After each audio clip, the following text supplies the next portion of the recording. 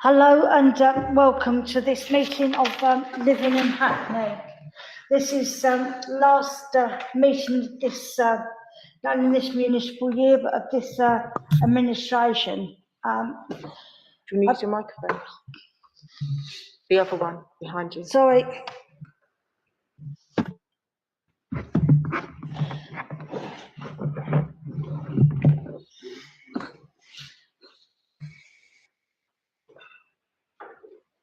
Welcome to this meeting of Hackney. This is the last meeting of this municipal year and the last meeting of Living in Hackney for this administration. I'd like to thank all the members of the Commission and all the people that have come and gave evidence over the years. And I'd also like to thank our Scrutiny Officer, Tracy Anderson, and Mario, who does our IT support, for making these meetings happen and run so smoothly. This meeting is being recorded and will be live streamed. Please keep your microphones on mute throughout the meeting, and this is to prevent audio feedback. If you'd like to speak, either if you're in the room, raise your hand, or if you're online, please raise your hand. Please state your name and who you are before you speak. The chat function must not be used for private conversations.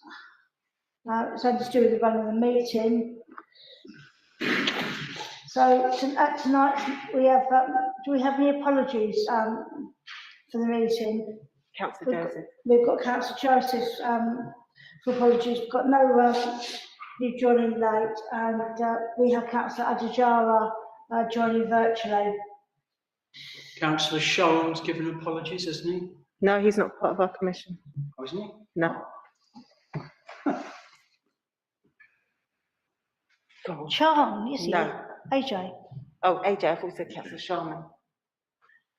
I thought it's no, it doesn't matter. Yeah, and he's given apologies, isn't he? Yeah. AJ, yes. Slight mix-up with the sound is muffled. Right, are there any declarations of interest?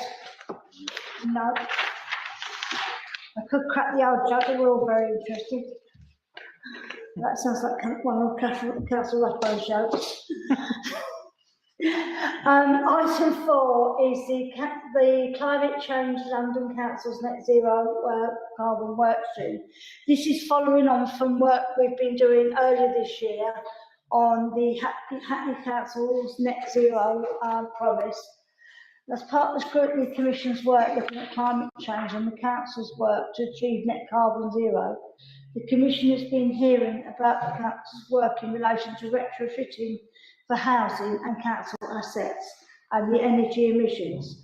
The Commission also wanted to hear about the work of other local authorities, and we've asked the lead council for the work streams commissioned by the London councils to come in and talk to us about their work and share findings and best practice with us so that we can learn of what other councils are doing and how they are trying to achieve their net zero carbon targets. This discussion will cover information about the action plan and findings of the work stream work to date in relation to consumption of energy emissions work stream, lead council, London Borough of Harrow, and retrofit work streams, lead borough for London councils is the London Borough of Enfield and the London Borough of Waltham Forest, and to outline any key learning from their work that would help us achieve net carbon zero. The following information was requested to aid this discussion. Findings of their work today and any recommendation, analysis data and national trends and research to support recommendations, approaches, any suggestions for governance structures to ensure the whole organisation works towards achieving the climate change in all areas of service delivery in this sphere. And a huge challenge is finance. How can the public sector find the financial support to achieve net carbon zero for this work? The guests expected for this item are, and I'd like to welcome to the meeting, the London Council's retrofitting work stream, Dominic Millen, Head of Climate Action and Sustainability of the London Borough of Enfield, and James McHugh, Head of Housing Strategy of the London Borough of Waltham Forest. And the London Council's emission workstream, Matthew Adams, Head of the Natural Resources and Climate of the London Borough of Harrow, and Moto Doolan, Net Zero Carbon Manager, West London Waste Authority. I'd like to invite Matthew Adams, Head of Natural Resources and Climate, from the London Borough of Hackney, to present if he's online. Is he here? Yes. Yes, yeah, I'm here. Councillor, hello. Thank you. Welcome, Matthew, to the meeting. Thank you. You could then just do about 10 minutes. Yeah, sure. Unless you were doing less. That's fine. I think Tracy's just sharing my my slides, which I believe were sent around earlier as well. But while that's happening, just to introduce myself, I'm Matthew Adams. I'm the Climate and Sustainability Lead at Harrow Council. But I'm talking to you tonight with my hat on as Harrow's hat on as coordinating borough for the reducing consumption emissions workstream. Which is one of we've called One World Living for reasons you'll see. It's about materials, particularly in our use of materials and goods. One World Living comes out of the fact we've got finite materials on the planet, and we need to make the best use of them. So it's very much a sort of public orientated programme in that this is about consumption across London and what we can together as London boroughs do to enable that to be more sustainable. I have got a colleague joining me, I hope at some point, Moto Doolan from West London Waste, and she'll look at cover a couple of slides. If she doesn't come, then I'll pick up her slides. So, no problem. Next slide, please, Tracy.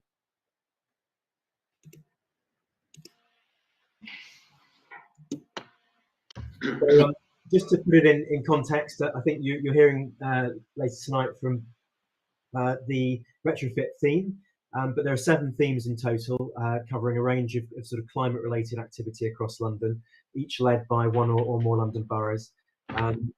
Our one, although it's entitled Consumption Emissions, and in its broadest sense, consumption emissions everything that residents consume, because we've got other streams there dealing with transport and household energy and heating.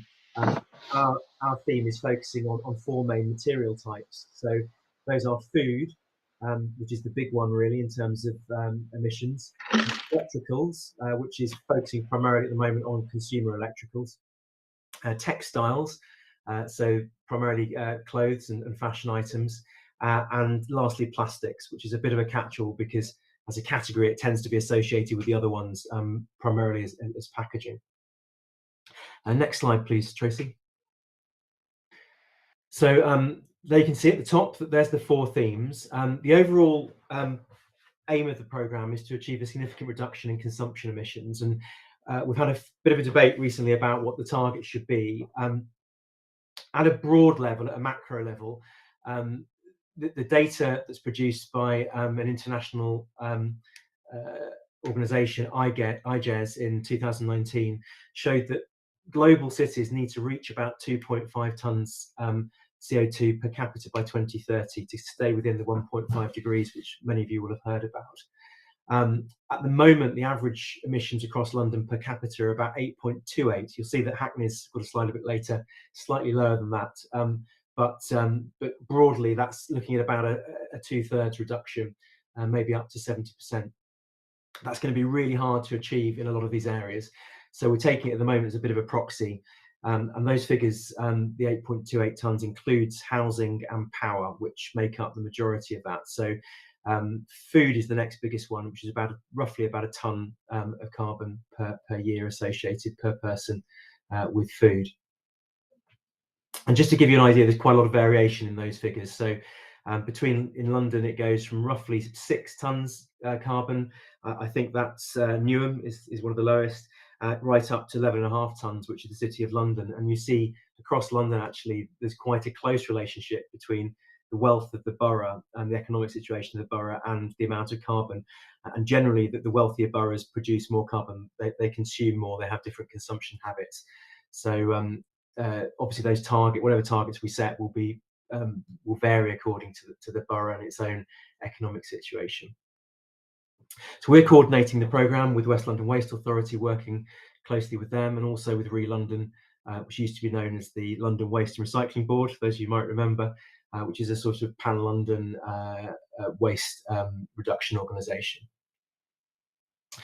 We've got 4 boroughs taking a lead on different themes, including Hackney, who are and one of our colleagues, your colleagues in the sustainability team, is leading on the food theme. And we've got Hammersmith and Fulham, WLWA, Wandsworth and Richmond involved in the other themes as well. Next slide, please, Tracy. I won't bore you too much with this slide, but we have a programme steering group. We've also got an initial programme action plan, which is summarised on the later slides. We're in the process of getting final adoption through the steering group. And it's likely at the moment that the food theme, because it's quite a very important one, and the Mayor has similar targets around food, it's likely that will be a joint plan ultimately with the Mayor of London. And the point at the end, which is a point the chairman raised at the beginning, is actually funding strategies are really important for this, and that's going to be a really key part, I think, of all of these programmes. How can we together work to look to raise funds to deal with the interventions that are required to reduce emissions? Next slide, please. Just briefly on our overall approach. So consumption emissions is a huge topic. It's businesses, it's residents primarily.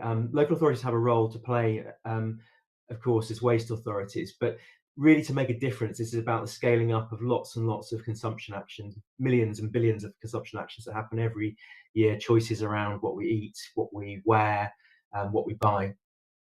And it's those consumption actions that have caused the problem, of course, the high carbon lifestyles.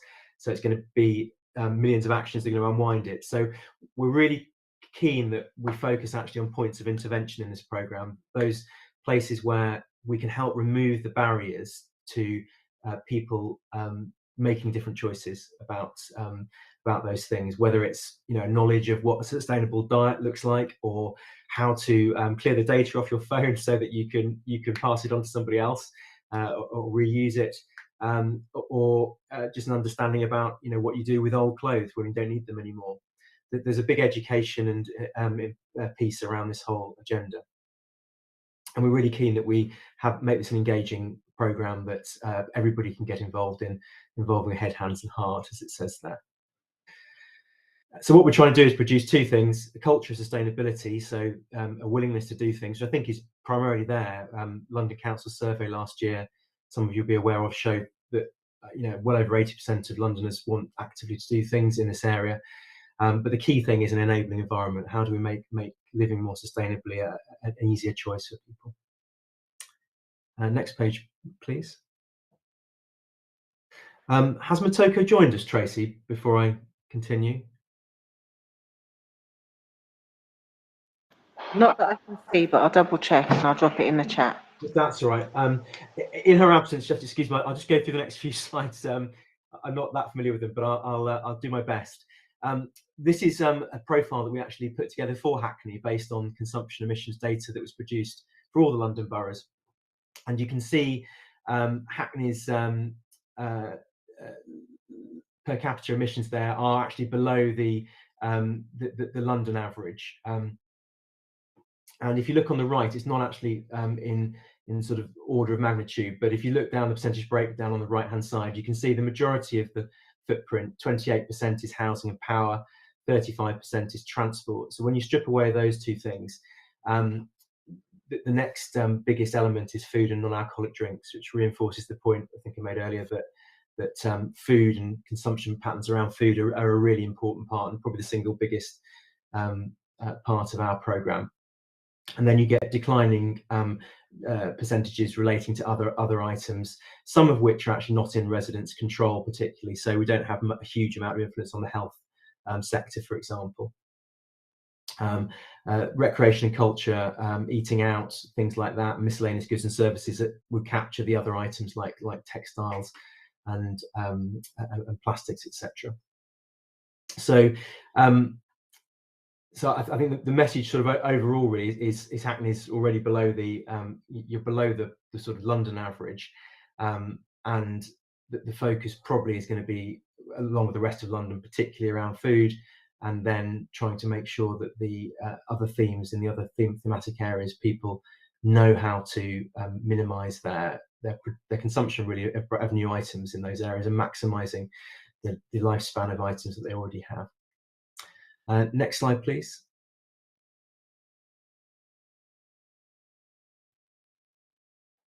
And that's just the London data. Again, I won't dwell on it particularly, but that's similar, I think, to the previous slide, and sets out the sort of overall London position. Next slide, please. So there are a range of existing initiatives happening across London. We did a bit of a baseline survey and got about 20 organisations respond, and these are the sort of things that can make a difference in particular areas that councils are already doing. So in electronics, a range of collection services to enable people to dispose of their old electrical goods or get them sort of into a position where they can be reused and possibly resold. Quite a lot of emphasis on repair. So a lot of goods that are currently thrown away are still being capable of repair, but often residents don't know where to go to do that, or there's a preconception it's going to be too expensive. So sort of democratizing repair really is a really key part of the electricals approach, making it much easier for people to be able to access repair services. Different ways of owning and goods or using goods. Library of Things, some of you will have heard of, is this idea that you can rent out electrical items rather than purchase them. And then an emphasis on education is a key part of the electricals, particularly for the older generation. Some councils, Harrow as an example, but we're by no means paragons of virtue. When our own IT equipment has reached sort of end of life for us, we've managed to refurbish quite a lot of it and donate it to schools or to people who require less intensive sort of IT use. So again, just keeping that equipment in use for as long as possible. In food, a range of initiatives there around collection, use of donated food, food growing. School meal procurement and textiles is another example of this, where we can try and use our buying power as local authorities to set a good example.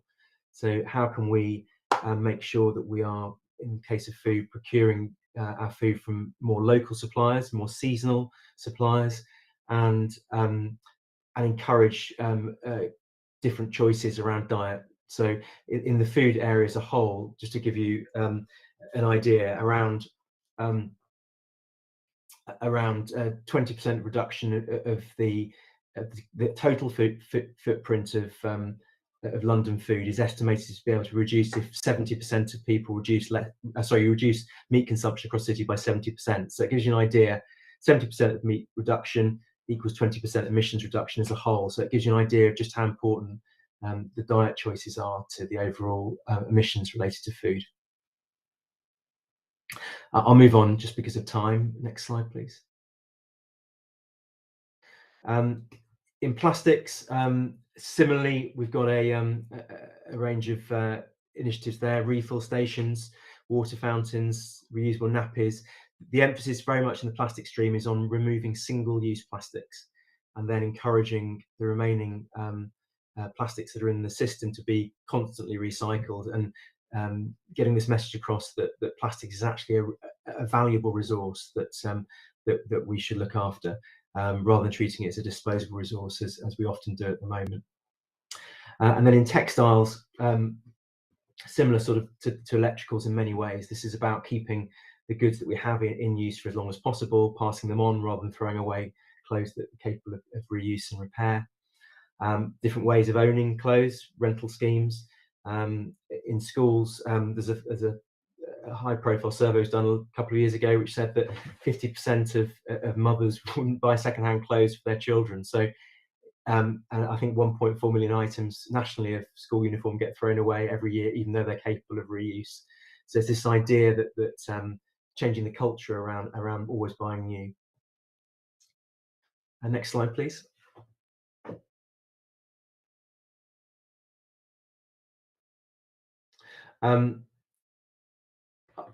Conscious of time, and these slides have been circulated already, but just to briefly give you an idea of the vision, electricals, this is very much about, as it says on the top left, caring for them for longer, giving unwanted devices a second life. About 50 million phones are sitting in drawers apparently around the country that are potentially capable of reuse. Sharing devices when you've only got items that don't get used very much by individuals. And then at the end of it, recycling all devices, so all of the materials in that device get reused and remade into new items. In food, in top right, 3 main pillars around land use, so increasing locally grown and sourced food. Diets we've talked about, and then ultimately eliminating food waste.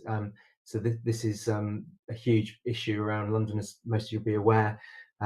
Around about 600,000 tonnes of waste a year gets thrown away that is actually capable of being eaten, edible food. So, you know, it's a bit of a scandal really when a lot of people are going hungry. So strategies around that. Textiles, again, similar to electricals, about keeping things in use for as long as possible and recycling at the end of use.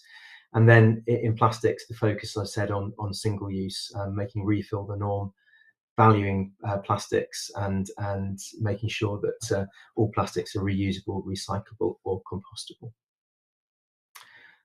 Next slide, please. In fact, Trace, I'll just skip through the next couple of slides because so you have a little bit of time to just talk if need be. So if you could go on to the next one, please.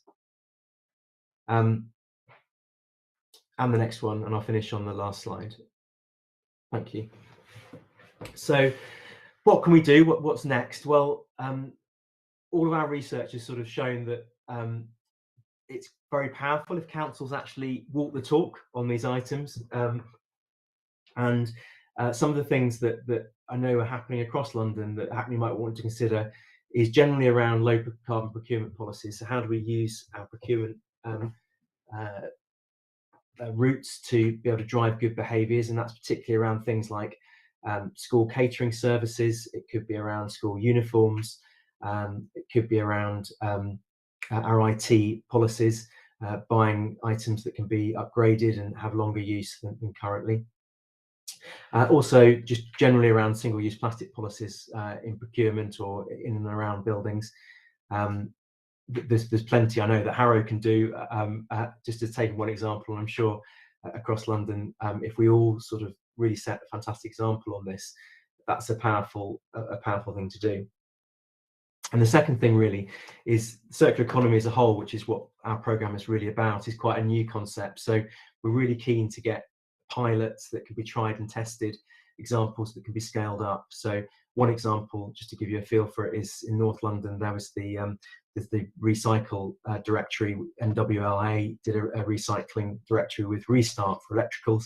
In West London, we're just about to roll that out for West London.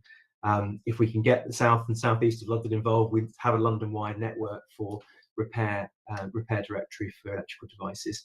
So it's one example of something that can be, it's successful, it can be scaled up, and we can use our network for that. So I'm sorry that was a little bit longer than planned. I'll stop there, and I'm very happy to take any questions.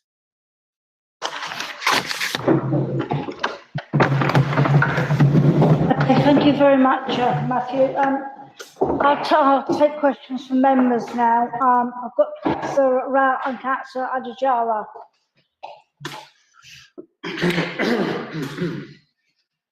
Shall I go first? Yeah. Good. I hope you can hear me. Thank you for that. I sort of get the impression that this paper is focusing largely on efforts that are being made to influence individuals' actions and also perhaps to influence corporate council actions. I'm a bit concerned, though, that there are some big things that are needed here which really require companies to take action and probably require primary legislation. And I'm not saying anything here about campaigning. So the sorts of things I'm thinking about are with the electronics, obviously issues around built-in obsolescence, you know, that really should be built out. And similarly, making things so that they're just not fixable, you know, so it's impossible for people to open them up without breaking them, that sort of thing. Things like on the food side of things, how much of this food waste is all linked to takeaways, and leading on from that, of course, one of the huge things with takeaways is packaging. And again, lobbying for some serious legislative changes around packaging would seem to me to be a really important way of reducing plastic use. So, okay, those are just examples of what I'm thinking about in terms of what are we doing to have a strong collective voice to lobby government to tackle some of those things. Yeah, it's a good question, and I suppose to put your mind at rest, it isn't being ignored. So there is a lobbying stream for each of the work things. I didn't dwell on it today because this is primarily about perhaps what we can do in our more local area at the moment. But we recognised early on that having 32 London boroughs come together on the same lobbying ask, so things like I think we're starting to see it already, but the right to repair. That would enable electrical items to be more easily repaired. It is recognised, and it's certainly on our radar, as it were, something that we want to come together as London to do. I suppose the general point is as particularly as waste authorities, we're really at the end of the system often, dealing with systemic changes further upstream that happen primarily in the manufacture of these items. So yes, it's not being ignored, and it is important, but it's not. It's obviously a slightly longer burn, the lobbying ask. So the focus probably initially is on what we can do within the current systems to do things better, whilst at the same time pursuing lobbying asks of business and central government. Okay, just a quick follow-up on that is just really, I suppose, a lot of people get very, I think, frustrated by the emphasis all the time on the individual, and so I suppose what I'm trying to say is, whilst you may be doing this, I think it would be good to shout about doing some of those more bigger, longer-term systemic changes that you're looking for as well, so that people can see that you're not afraid to take on the corporations and to call them out. Because I think it will help you to win people around individually as well, because they won't feel that they're being picked on quite so much. Yeah, thank you. Yeah, it's a good point. Thank you.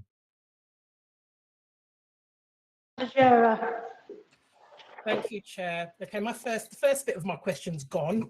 However, I want to play devil's advocate here. In respect of providing all Londoners with locally grown produce, I'd just like I don't know whether this has been a consideration yet or not, but considering that London is comprised of people from the African, Asian, and South American diaspora, how do you think that can fit into within this kind of area of work, considering that much of the produce that's part of their heritage and culture cannot naturally be grown in this country, let alone London? So in terms of the infrastructure we have in place, how do you see that developing to kind of accommodate these sorts of needs?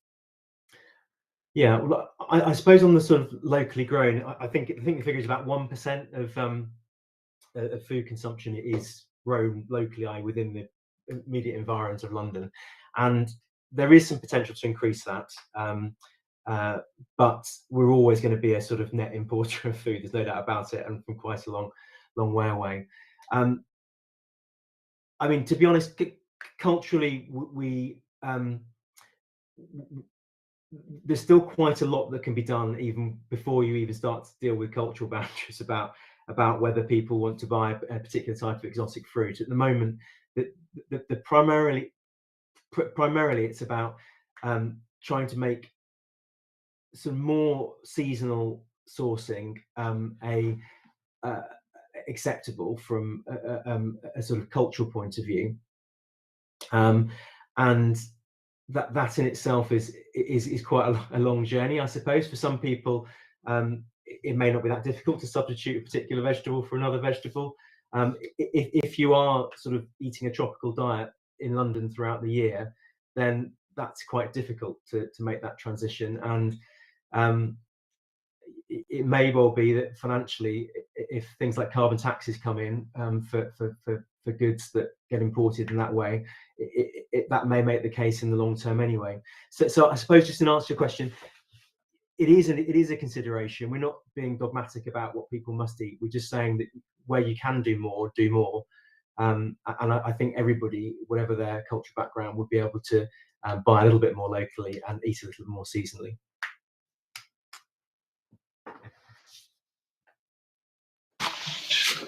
Thank you. I have a question. I mean, following on from Councillor Ratt's question about campaigning, I do think we actually, as boroughs, we need to do more campaigning and also education of people. We certainly need to campaign on the big ticket on nationally, on the plastics. I mean, I recycle all my plastics, but there's a lot of them. Everything comes in plastic these days, from meat for those of us that eat it, your oil, your washing powder, everything comes in plastic bottles. Milk, you name it. There is, I know, schemes out there, and we do have one in Hackney where you can take a reusable bottle and get it filled up. It's quite a limited scheme, and I think that needs more publicity locally, and I'm sure there's other schemes like it. But we do need to, I think, as London councils, get together and start campaigning against the multinationals to the supermarkets to stop the use of one plastics. I mean, they tinker around the edges, so they've stopped the use of free plastic bags to put your vegetables in, and now you have to pay 30p for a bag, but a plastic bag that you can take back. I also think that I think we have to think of people at the bottom of the economic stream. It's quite easy to be green sometimes. In some ways, for some things, if you're better off, because some things that are green or got less emissions, in some aspects, are a lot more expensive. So if you wanted to have a bar of shampoo rather than a bottle of shampoo you can buy cheapest range, 80p, £1 in the supermarket. Those bars of shampoo are like £10, £12. So there is a difference. Obviously sort of poorer people don't own cars, but if they do own cars, they're often cars that produce more emissions because they're older cars. Poorer people can't always buy expensive food that's organic or that's been grown in a better way, although we do know that people with more money can import food that's got high emissions from it because it's imported from abroad. So there is highs and lows, but I do think we do need a campaign. Somebody the other day, and I can't remember who it was talking to me about getting their washing machine repaired. It was a washing machine that was 2 years old, and it had gone it had bust. And they were comparing the cost of getting it repaired to the cost of buying a new one. Admittedly, it was one at the lower end of the market, but the cost between buying a new one and having one repaired and not knowing how long the repair would last was something like in the region of £50 to £60. So we do need to make things not only repairable, but at a rate that people can afford. I think one of the things that have come in, we've let the mobile phone companies get away with now locking their phones so that you can't change the batteries anymore. I know people with older mobile phones have kept them going for many years because when the batteries run out, they just put a new battery in. Whereas now you can't do that, and then the phone's obsolete. So I do think there is things, and I think that message could get over to younger people who about the mobile phones and the fact that they have to change them because you can't change the battery. And we could start campaigning on things like that. As we could use not only our purchasing power as local authorities, but get our populations behind us. Thank you. Yeah, they're all good points. I think on the equity one in particular, that is a really important point. As I said, there's already quite a big disparity across London on consumption emissions, depending upon the wealth of the borough. So we're certainly not intending that this should be a message that would make it more difficult for people in a sort of less more difficult economic situation to make their choices. In fact, if anything, the burden should fall more on the people who are already living high consumption lifestyles and looking about how they can make different choices. So that messaging does come across in our draft plan, but it is a good point and one that we're very, very much aware of.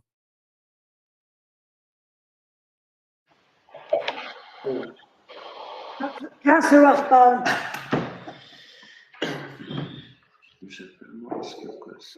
Right, thanks very much. Very, very interesting, but quite challenging, particularly page 5, or page 5 that I've got. Whenever I hear the words bottom up, I start to think, you know, this is like local authority stuff, it's top down. How are you going to actually achieve bottom up change? I mean, apart from obviously telling people, you should do this kind of thing, you should do that kind of thing. How are you actually going to involve people in their communities for them to decide how things happen rather than to be told what to do? I think that the reference to bottom up is really that a lot of people do want to do the right thing, and it's often some practical things that stop them doing that. Not knowing, not having, in some boroughs, not even having a food waste collection, for example, to collect the food. Not knowing where they take their old clothes, if they've got, what's the best way of dealing with old clothes, rather than just putting them in the residual waste, which a lot of people, you know, do. So some of the recycling not being available, not knowing how to clear the data off their phone, which often means it sits in the drawer for another 5-10 years until it's defunct and nobody else can use it. So I think by bottom up, what we're saying is we start from the pretext that most people want to make, you know, that they're aware of the climate challenge. That's what the surveys say. That's what London Council survey said last year. People want to live differently and to make the choices personally that can make a difference. So that's the bottom up element, and our role is not to lecture people, but to make it easier for them to make those right decisions by providing the infrastructure or the information, whatever it is that's needed. Yeah. Thanks for that, Matthew. I've got to challenge you on what you're saying about people. I believe that ordinary residents know a lot more than you realise about recycling, about net zero, and so on. They're reading the papers. They know, actually. That's the whole idea of bottom-up change. They do know, they just need to organise themselves so that they can make the changes that they know about. And I do think probably you didn't intend it, but it was coming across as though they need to be told what to do. No, they don't. They need to be maybe guided and given information. But if bottom up means what it says. You know, it means that people on the ground, if you like, can actually organise for themselves. They don't need to be told, or that they need to be maybe guided. I'd just like to ask you, actually, on that page, because you're saying we will identify and act on points of interest where local authorities can help remove barriers. I mean, I can tell you in Hackney, we've done quite a lot of good things. We've had recycling champions and so on. We've had a lot of, as it were, community penetration, and there's obviously a lot more to be done. So I think it must be varying from borough to borough, because you're making very general points, and I certainly don't think that they necessarily apply to Hackney. And then finally, just to ask you, how are you going to engage others in telling stories and things like that? Because that's quite a big programme. That's not some little thing where one person can do it. That's a whole team of people are going to have to organise that. Where is the funding coming from that? And how would you do that in terms of a team? Would you create a new team, or have you already got a team available? Thank you. Well, the weakness with these London Council programmes is there is no central funding at the moment, so boroughs are having to use their existing resources. On the communications point, I mean, no, we're not going to set up a central communications team. We haven't got the resources to do that. It's in Harrow, or indeed any of the boroughs that are helping us with the theme leads. What I think we are aiming to do is to produce some resources, some guidance, and pointing out some existing initiatives that could be scaled up, and disseminate that to all of the boroughs. And then the boroughs, of course, can take that, their communications teams, their climate officers, and think about how that can be implemented locally. The one exception to that, I think, is likely to be the food theme, where there is a move to do a Pan-London campaign, food campaign, that's sponsored by Re-London, that would look at sort of getting messaging out to people as a whole around diets, around food waste, and around local growing, and hopefully tell some really good stories and case studies from boroughs. And if you've got any good ones in Hackney, please by all means do let me know, because if we can sort of, as I say, tell those stories, show those successes, it inspires people, and it will hopefully pick up to get some uptake in other areas that aren't doing much in that area at the moment.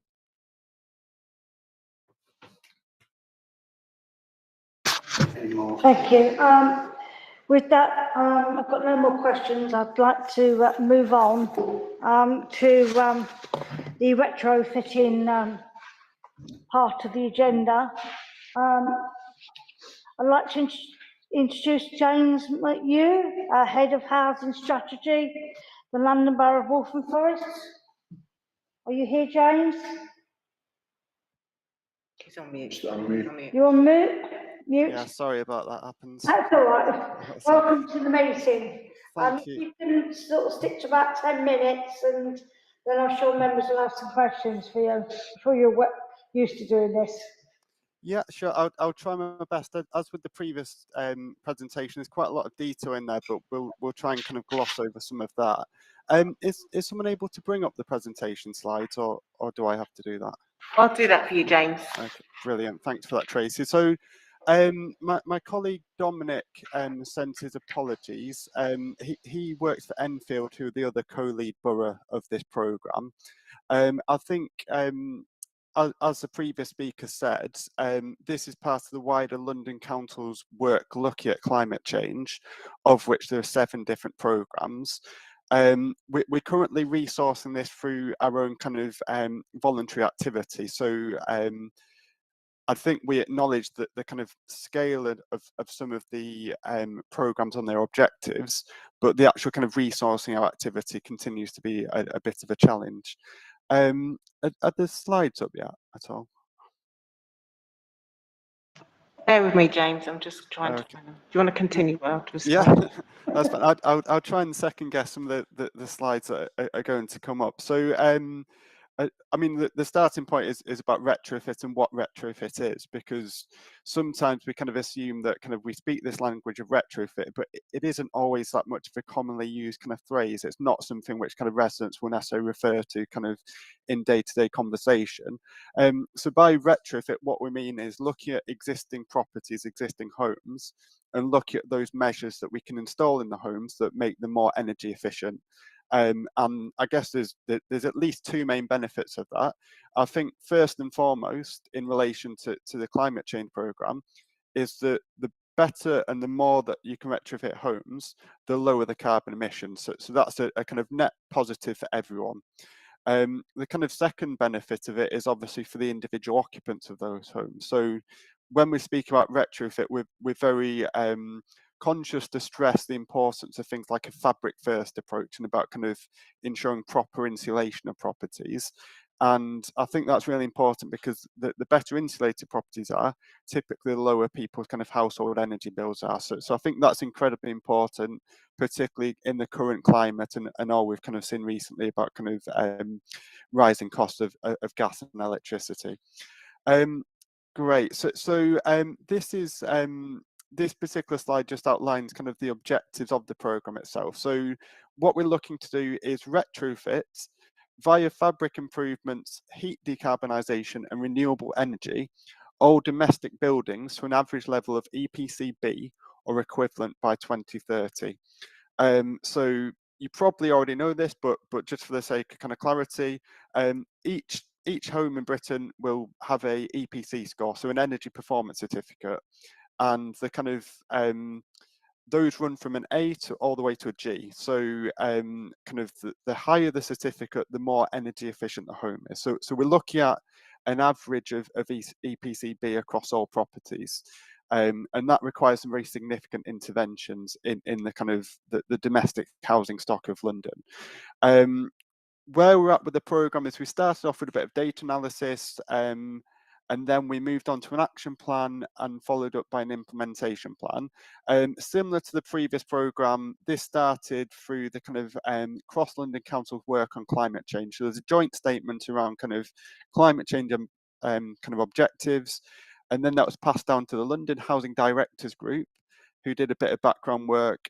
And then we've kind of worked through various regional groups and organisations to kind of fund the initial development of this programme. So working very closely with the likes of the GLA, amongst other groups.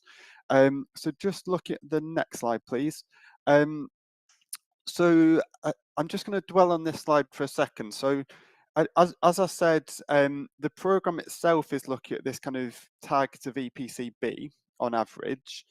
And what we've got here is some of the initial data analysis. So to reach that average of EPC-B across all homes in London, we reckon would require about £49 billion of investment.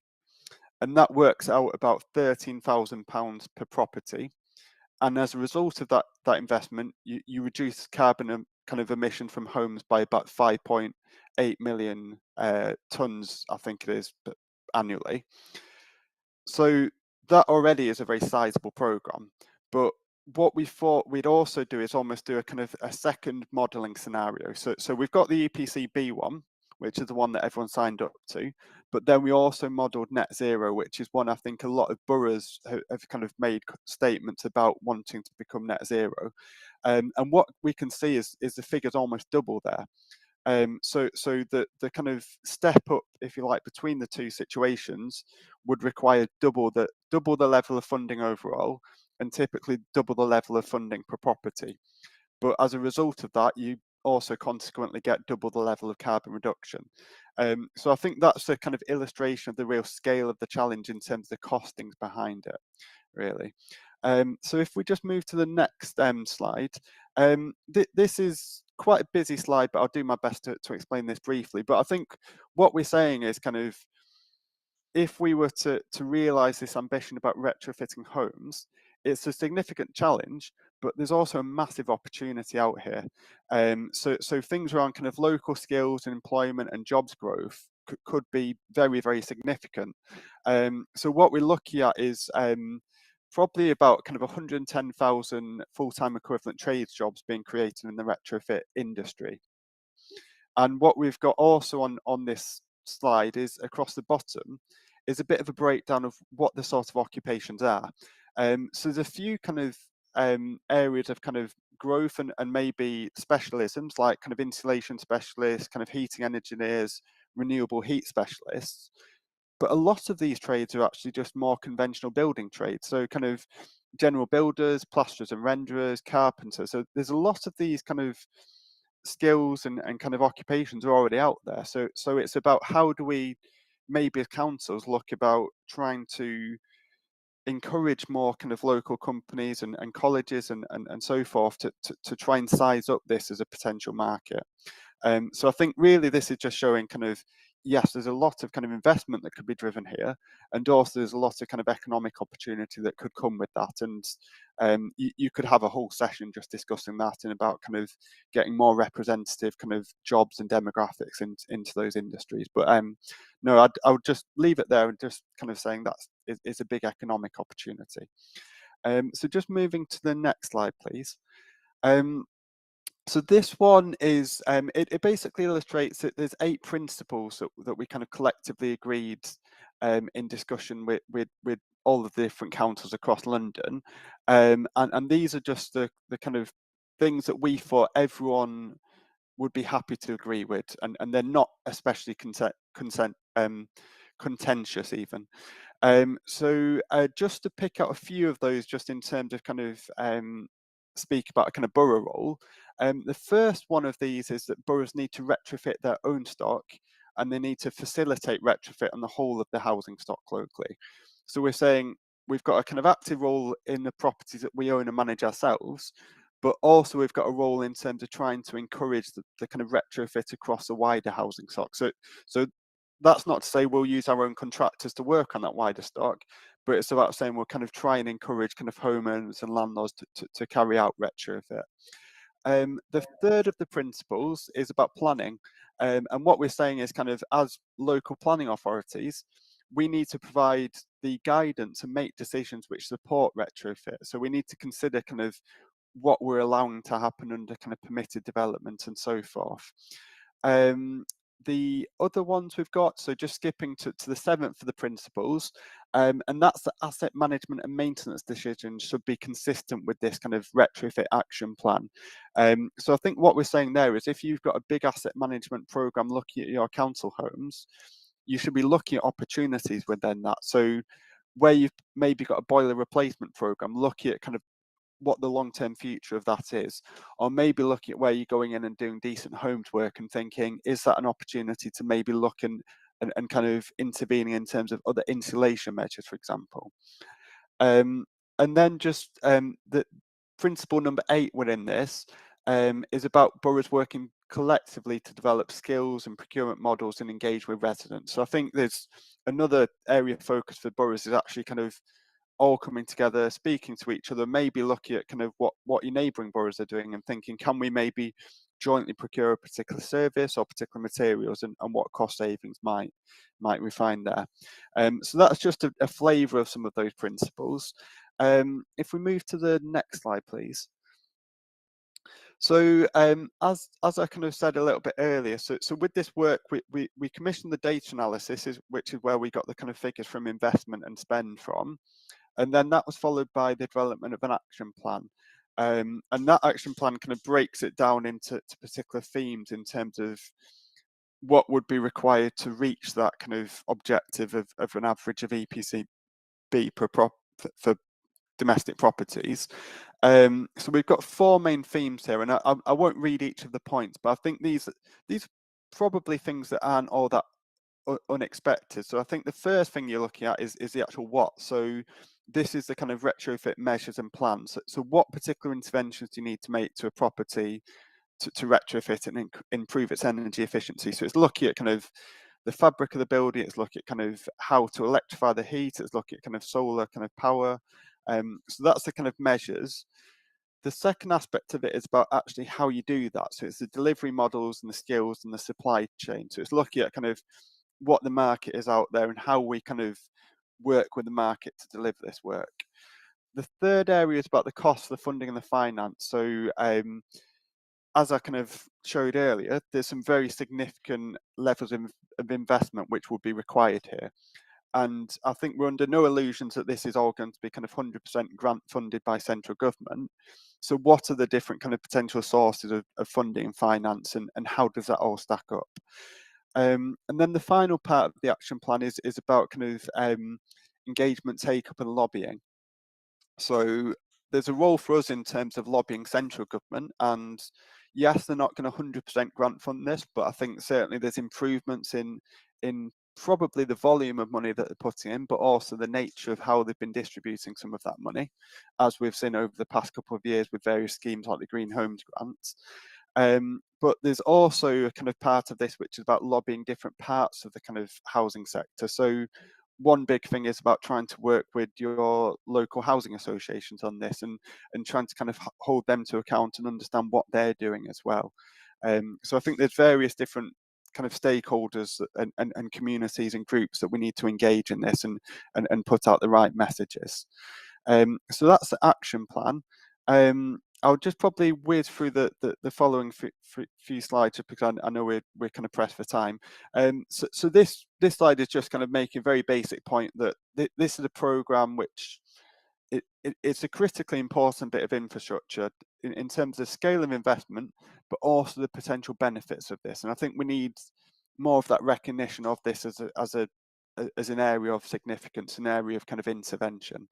And what we've got in this program is we had the action plan, which kind of gives us a kind of pathway in terms of the different things that are required, but we needed to add further detail onto that. So we've subsequently been working off the action plan in terms of an implementation plan, which kind of gives you a kind of a broken down kind of timescale of the different activities and how they need to be sequenced. So this is just what this slide touches on. Again, it's kind of broken down into different themes, and the themes kind of broadly map across to the action plan. But what we've done is gone into a lot more kind of detail within this implementation plan.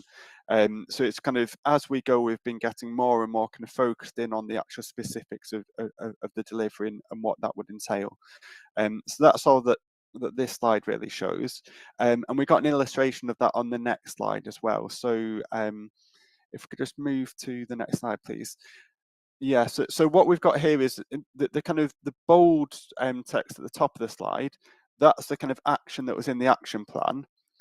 And then we've kind of built it through in the implementation plan in terms of a bit further detail in terms of the actual specific activities required to deliver that. So this is just an example about reviewing current maintenance programs to identify opportunities.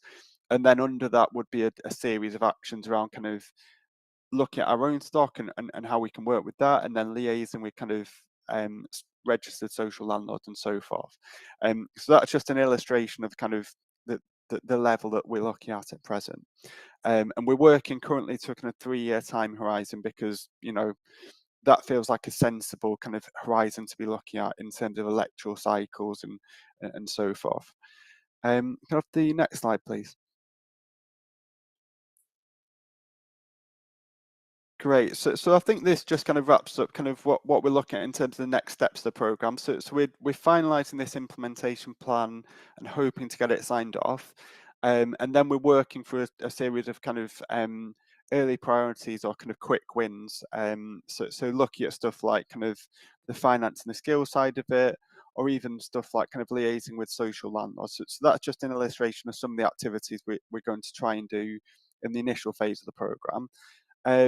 I've just got 2 more slides, which we've included a few kind of thoughts about how boroughs could kind of engage in this agenda. So one of them, which I've mentioned already, is kind of looking at how you can maybe look for opportunities to work with local kind of registered providers and housing associations. So kind of what potential kind of areas of collaboration are there on that in terms of maybe even particular estates where they've got kind of joint ownership. Another thing is about trying to build a bit of market confidence. So if you've got your own kind of retrofit plan, that will kind of hopefully stimulate the market to respond. And we've got some real challenges out there in terms of the supply chain. And one thing that we say is if we have more of that long-term certainty, more people are going to be stepping into this space and wanting to provide services. You also might consider how your own direct labour organisation can respond to this if you've got one. And also, as I said before, is kind of trying to program this into existing kind of maintenance programs would be a real opportunity. So just the last of the slides before we finish up.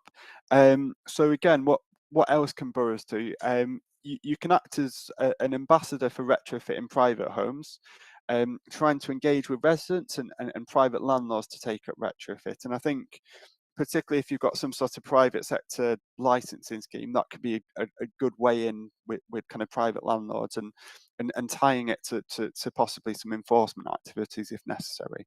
I said before about planning, and I think where possible you can try to look at your own stock and retrofitting your own stock and using that as a kind of a model of best practice and excellence to show to others.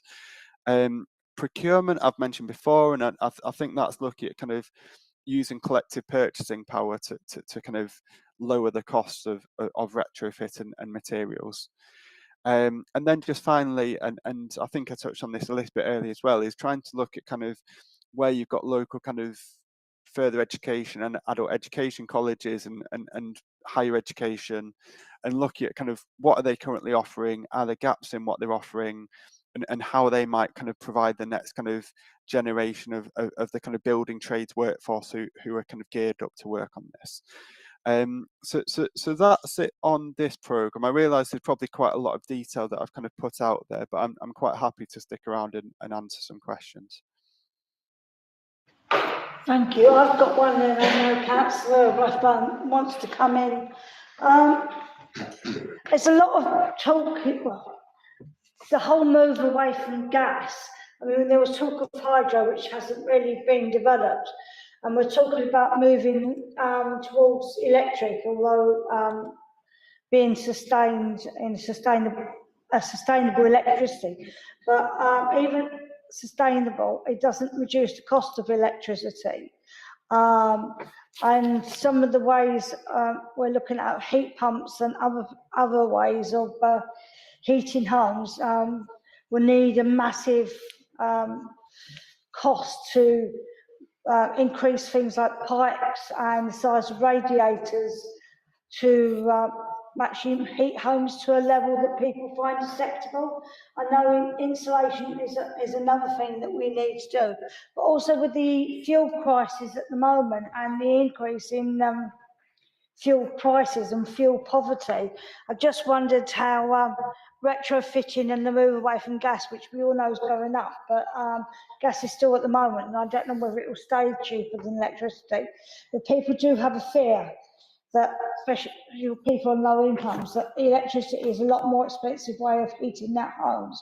And we already have so many people in fuel poverty, and I just don't want retrofitting to make more people in fuel poverty. And we have to find a way of dealing with people's fears and heating their homes, especially in local authority and housing association properties, to levels that people find acceptable.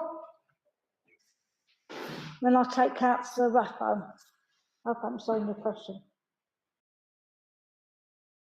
Yeah. Did you want to go now, James, and I'll come in with my question after? Yeah, certainly. I think that the council raises a very valid point, and I think it does go back to that whole point at the start about kind of insulation and fabric first. And I think we're a little bit concerned about, well, not a little bit, we're very concerned about that switch away from gas and how to ensure it remains kind of fair and equitable for households, particularly those in fuel poverty. And certainly the mantra that we preach is about fabric first.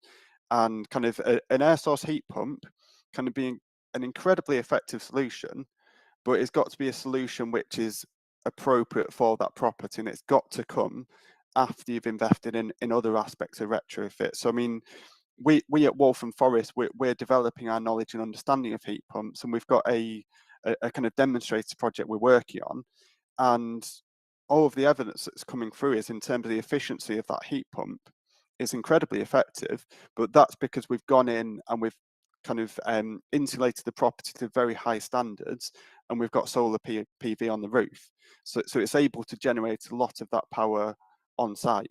Now that's a kind of Victorian terrace property. That's not going to be suitable for every single property within our stock. So I think some of it is building more of that understanding of how this technology works and how to keep the cost low on a household level.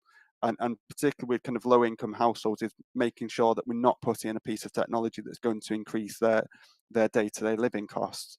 I think it's a very difficult subject as well, because people are very used to gas and they're used to having homes powered by gas boilers, and that can't go on indefinitely. And we know one of the reasons why gas prices are rising is the insecurity of that global supply of gas, and gas is finite. So there's got to be a point at which kind of the cost of electricity level out relative to the cost of gas. So I think there's got to be some degree of longer term thinking in this whole agenda, but in the short term, we've got to work very kind of astutely to ensure that we're not lumbering people with the kind of higher kind of household kind of living costs.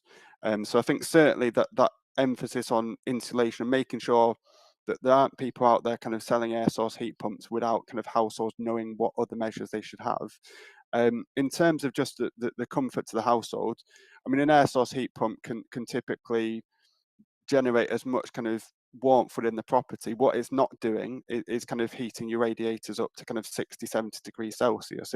It's a much more kind of comfortable temperature to be in, or at least kind of that's what we're finding to it. So I think it can be, in short, I know I'm rambling away a little bit, but in short, I think air source heat pumps can be an incredibly effective, cost-efficient tool, but they can't just be put in isolation. They've got to be put into the right standards, and it's got to come after you've insulated the property and considered kind of putting solar PV up. Okay. Councillor Rathbone. Yeah, sorry, it's not my question, but I'm not sure you fully answered that, because the chair was actually going on about the anxiety created by people and the cost. But anyway, my question is, maybe would like to maybe answer that, because that's something that really bothers me, you know, particularly about some of our residents in Hackney. But on page 16, you've got your principles, and particularly principle 2 is interesting, because we've already heard from Hackney some of the plans, and I've been quite impressed by the forward thinking that's been going on in Hackney, but it's also quite scary, and I'm particularly intrigued as to how you would shape a stable and sustainable retrofit market, and how you're going to deal with private homes. That seems to me to be the big problem.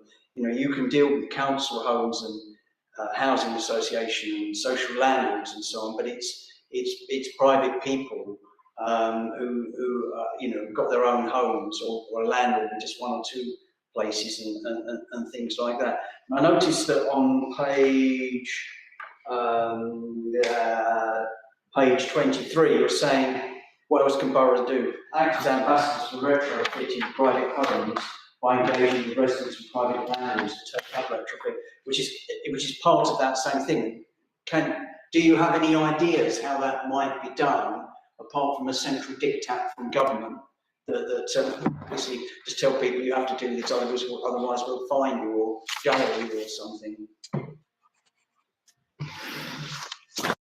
Yeah, thanks, Carl. So I think in regard to the second question, we're almost awaiting that central government diktat, and there was a consultation a couple of years ago before the pandemic, which was about the minimum energy enforcement standards for private rented homes, and the suggestion was that within a few years, a landlord wouldn't be able to let out a home unless it's reaching an EPC rating of C.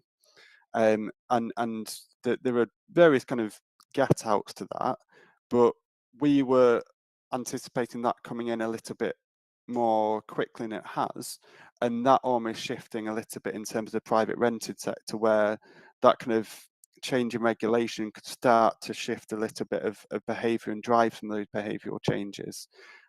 So I think that's one way that we can kind of work to influence private landlords.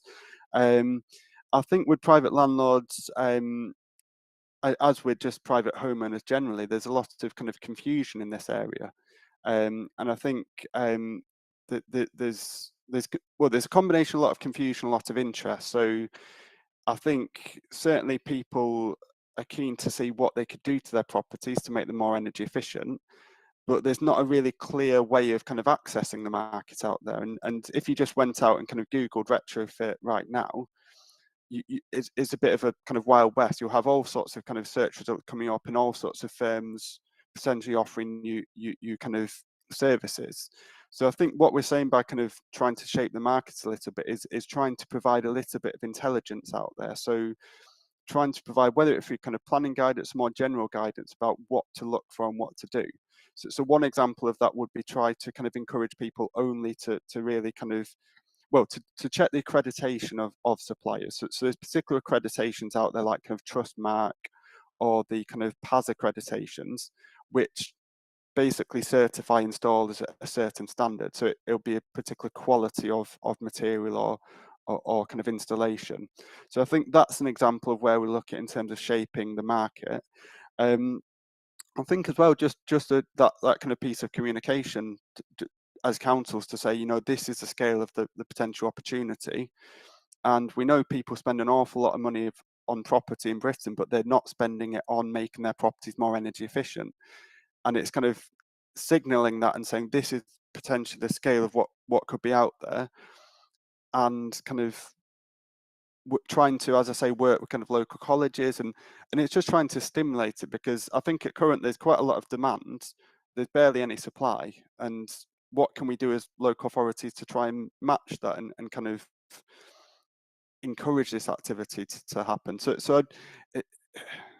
I think we're at quite a tentative stage there, but that's certainly just one of the ambitions of the programme, is to try and look at using our influence, our leverage, our comms channels to kind of encourage activity. Councillor Rout. Thank you, Chair. I sort of want to lead on a bit from that, really, and encourage you to be a bit more ambitious, I suppose. Rather than just saying, make sure you employ a contractor that's got the registered trust mark. You know, we all know that there are any number of scammers and what have you in the building industry. It's notoriously the industry which the consumer is most fearful of for getting scammed. So it's really a really difficult one. And it seems to me that, as Councillor Rathbone pointed out, that the two really difficult areas of challenge are private home owners and private landlords, to get them to do the work. Frankly, it won't happen until there's some legislation which tells them that they've got to do it. It just won't happen. So, you know, we can offer all the advice we want to in the world, but ultimately we need government to provide some legislation, and preferably some funding as well that could be applied for to help with it. But it does seem to me that local authorities potentially have a real opportunity to lead on how this is done.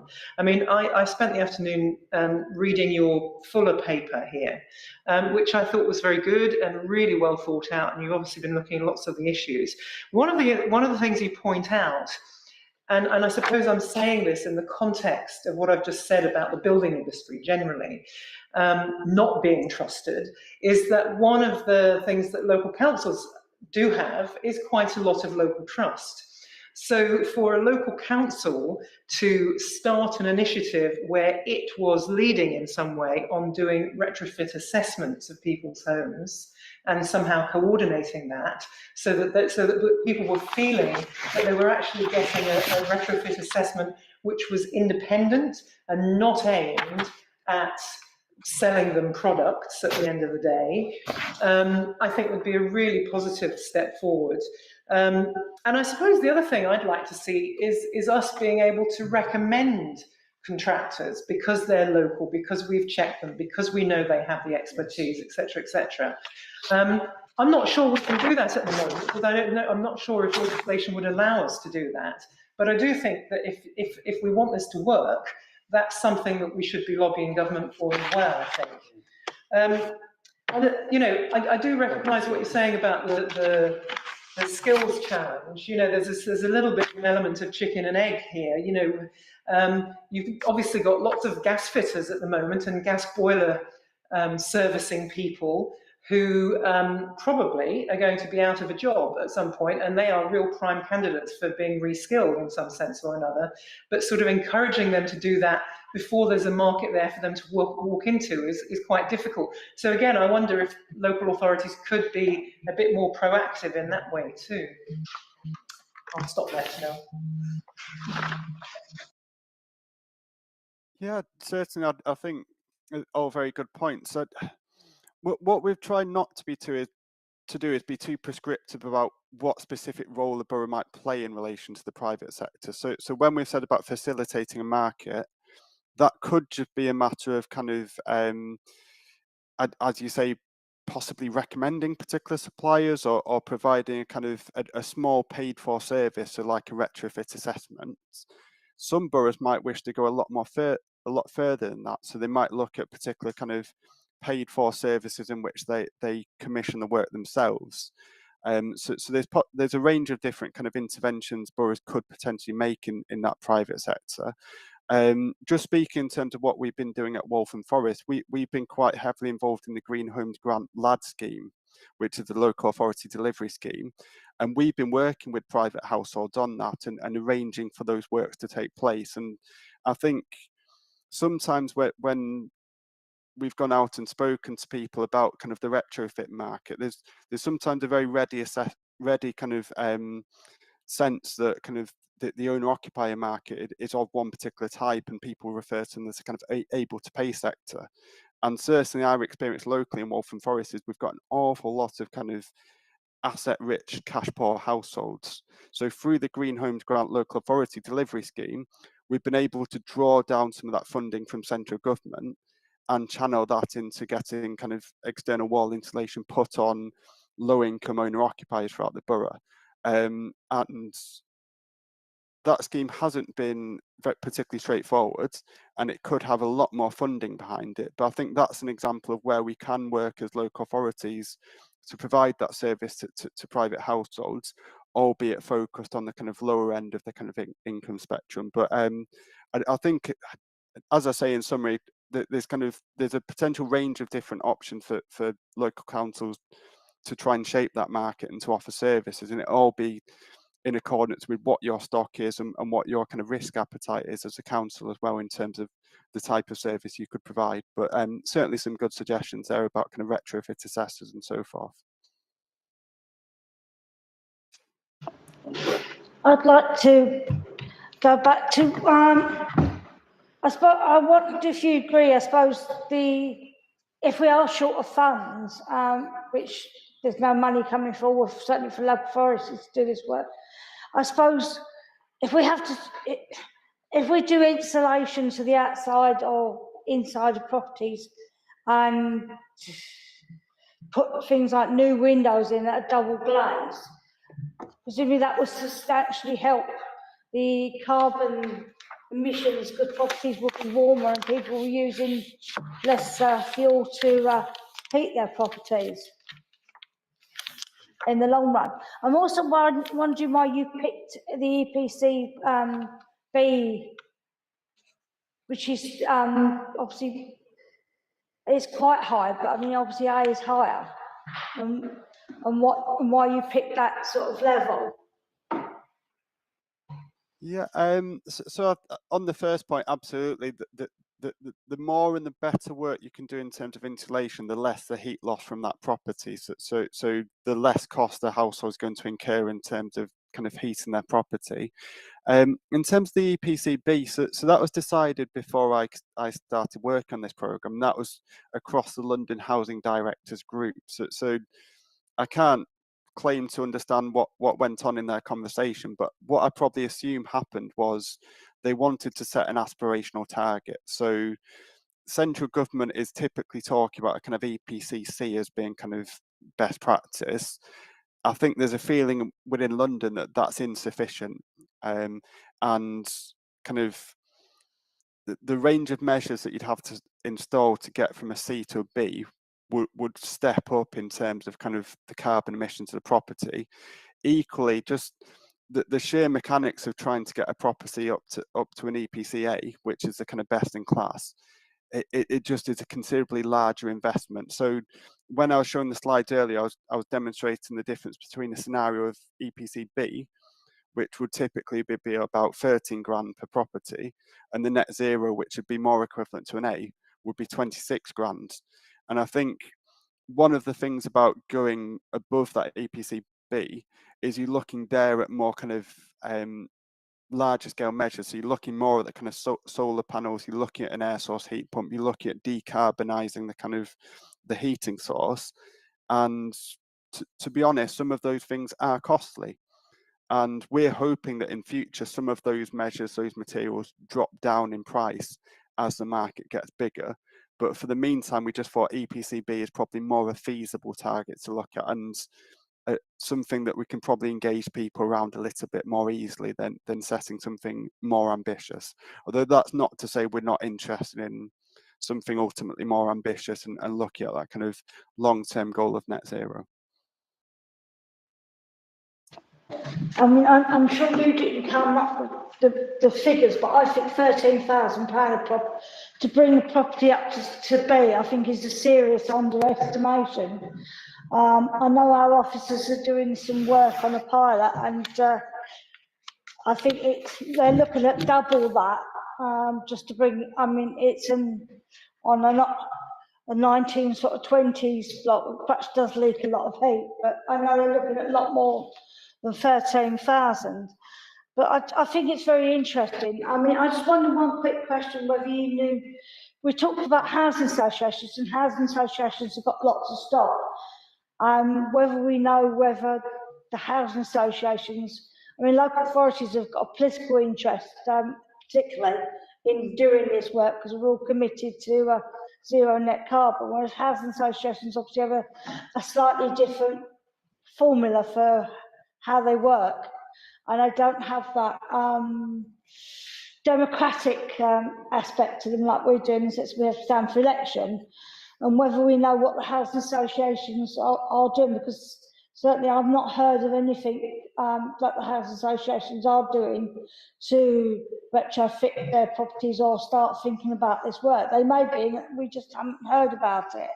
When I did ask what we were doing in Hackney, I sort of basically got told that there wasn't anything particularly coming forward from the housing association. So they may be part of your working group, for all I know. Yeah, I mean, so as part of our steering group, we've got representatives from the G15, so that's the grouping of the biggest housing associations in London. We've also got someone from the National Housing Federation on that as well. So I think what I'd say is kind of, yes, they've not got that same democratic structure and accountability.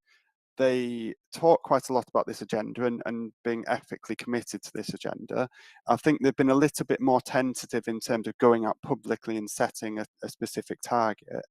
And I think one of the things that they have raised about it is about kind of trying to develop a better understanding of their own stock, and also how they can kind of manage different cost pressures at present. And I think one of the big strains on both councils and housing associations is all of the building safety costs.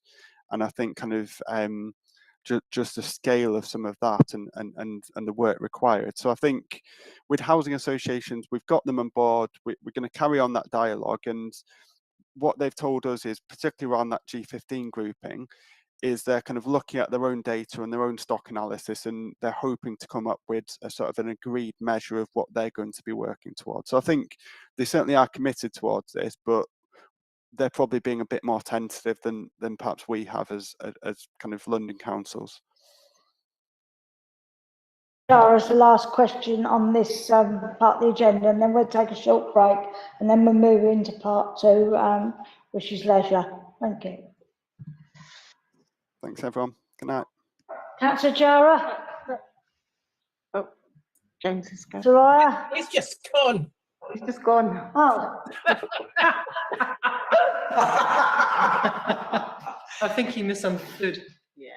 Oh. That's because you were going to ask a very difficult question. Of course I was. I've never had that before. What were you going to say, Soraya? Okay, well, since he's gone, we'll call it 25 past, and we'll reconvene at past. We'll take a 6-minute comfort break. Should we find out what she was going to ask? Sorry, Kath.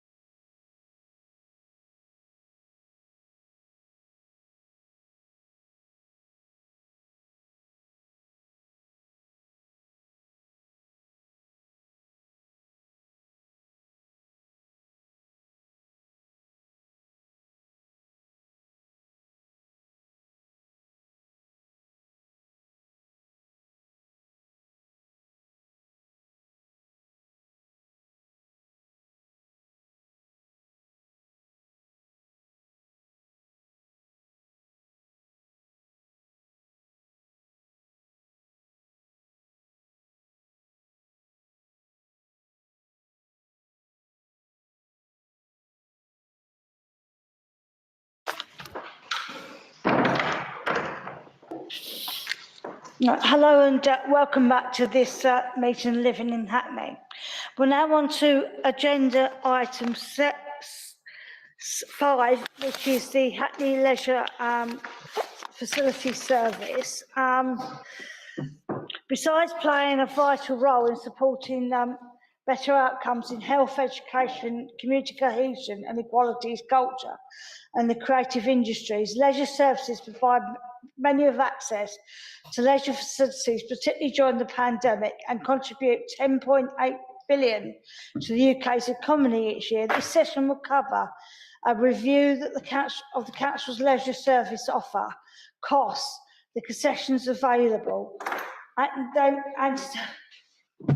anecdotally, evidence from a survey done in Kings Park ward in the borough revealed that many residents had never visited a leisure centre and couldn't foresee circumstances why they would visit one. And perhaps that's something that we could address, and reasons why residents feel this way, and how we can work with residents to feel that leisure centres are there for them.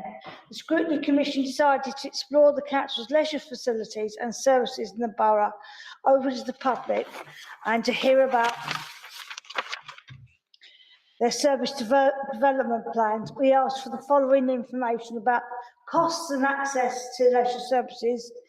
Are there different prices for different facilities in the borough, and if so, why? Information about concessions available and how this is promoted to local residents, and how local residents can find out about services and concessions.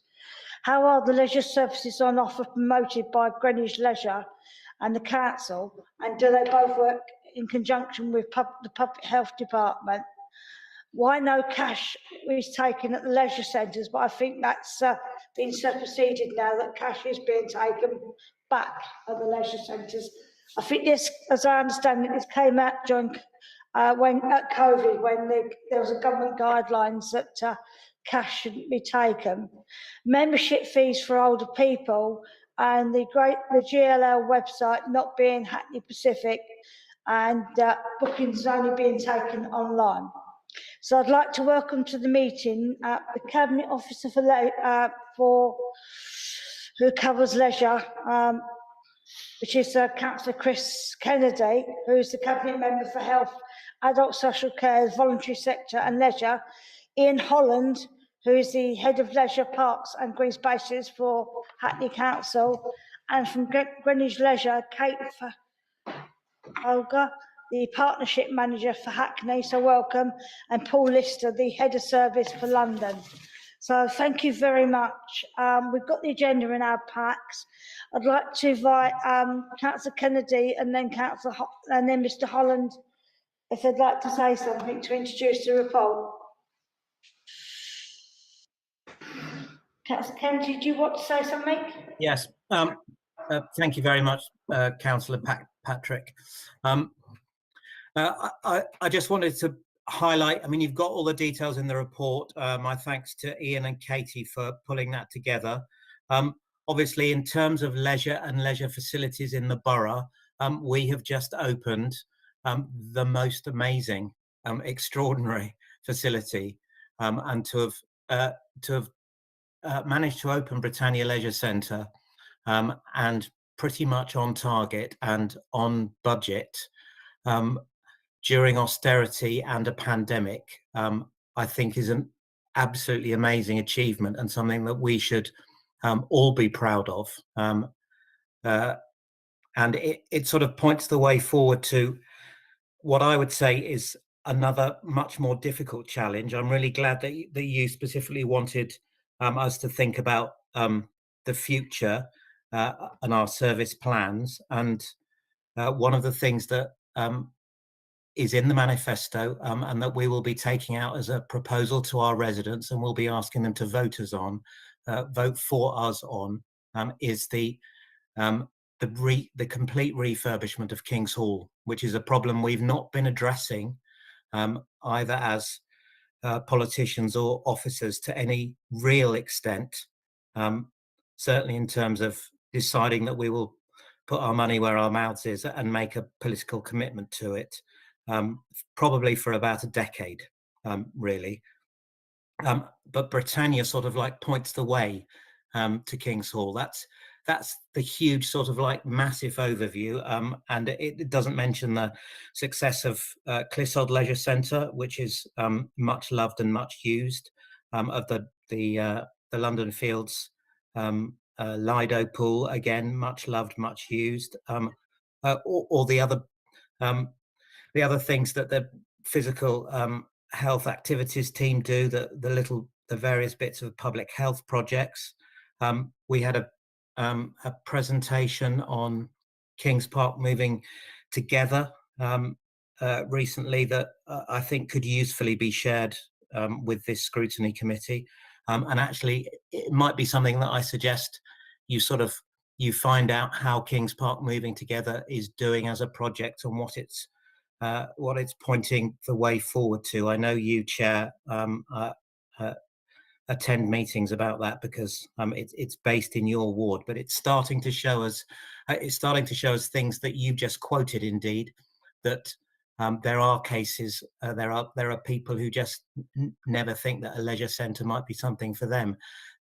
Some of those people will be right, and actually their physical activity won't necessarily be provided, and they wouldn't want it to be provided by a leisure centre, but some of them are missing out.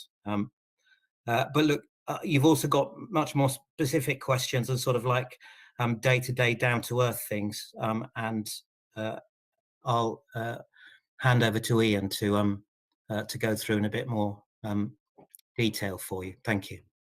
Councillor Kennedy, I'd just like to reiterate your points on the Britannia. Having recently visited it, had a tour, a personalised tour by the Mayor of Hackney, and was astounded at how lovely it is and how well used it is, and by local people. And a lot of people said when we were building it that it wasn't going to be used, it wasn't going to be used by local people, which, fun enough, is having been around a long while, was an argument people used about its predecessor. I seem to remember that argument being used then. It was on the edge of the borough and nobody would use it, and it'd be used by city types only to come into Hackney at lunchtime.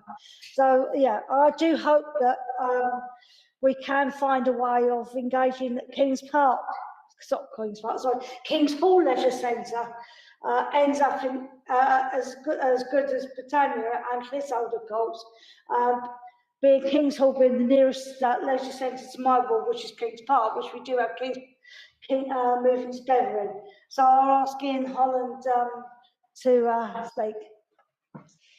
Thank you, Chair. Thank you, Councillor Kennedy. I was just going to do a very quick introduction to the paper. The paper is essentially written in two halves. The first half provides a broad overview of the Council's leisure management contract with GLO. It covers the background to the contract, how it runs, details around customer satisfaction, quality of vegetation, social impact, measures, and also usage. The second part of the paper tries to specifically address the questions raised by the Commission, looking at accessing the facilities, community initiatives that we undertake in partnership with GLL, community organisations that utilise the existing facilities, some information around concessions, free swimming, and the targeted programmes we run, how GLL deals with customer services, which is one of the areas that the Commission wanted to look at, marketing and promotion, and also the website and GLL's provision. What I would say is, since the commencement of the contract with GLL in 2009, and certainly prior to that, and the interim arrangement that the Council had in place with GLL, the partnership has significantly improved sport and leisure provision in the borough. However, the last 2 years have certainly been challenging for leisure provision, and the partnership with lockdowns and closures of facilities, obviously COVID restrictions being in place as well, making the situation more challenging. But certainly, as the paper sets out, we've got an awful lot more to do, particularly to reach those people that aren't currently using our leisure facilities or aren't able to access our leisure facilities. And we're certainly here tonight to hear the Commission's views and take those on board. Thank you.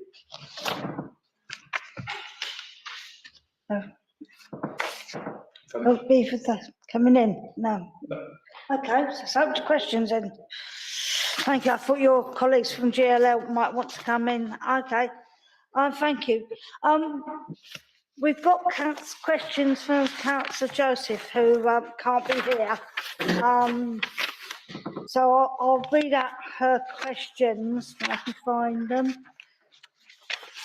Sorry about this. Thank you. Yeah, Councillor Joseph sent her apologies, but she did send some questions in. So she said, her question 1 is, in relation to point 2.2, are we sure all staff are aware that cash should be accepted?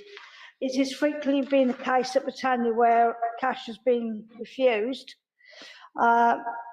Question 2, is there any facility for someone to pre-book an activity without having to prepay online? Even if cash is taken on the door, those wanting to use cash frequently find that activities are already fully booked, especially at weekends, so they are effectively excluded. It would be good to see if some slots could be set aside for walk-ins and not allow all slots to be pre-booked online.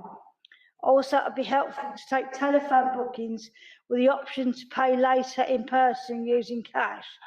This would help people who didn't have access to bank accounts, older people and people on lower incomes without access to cards and smartphones.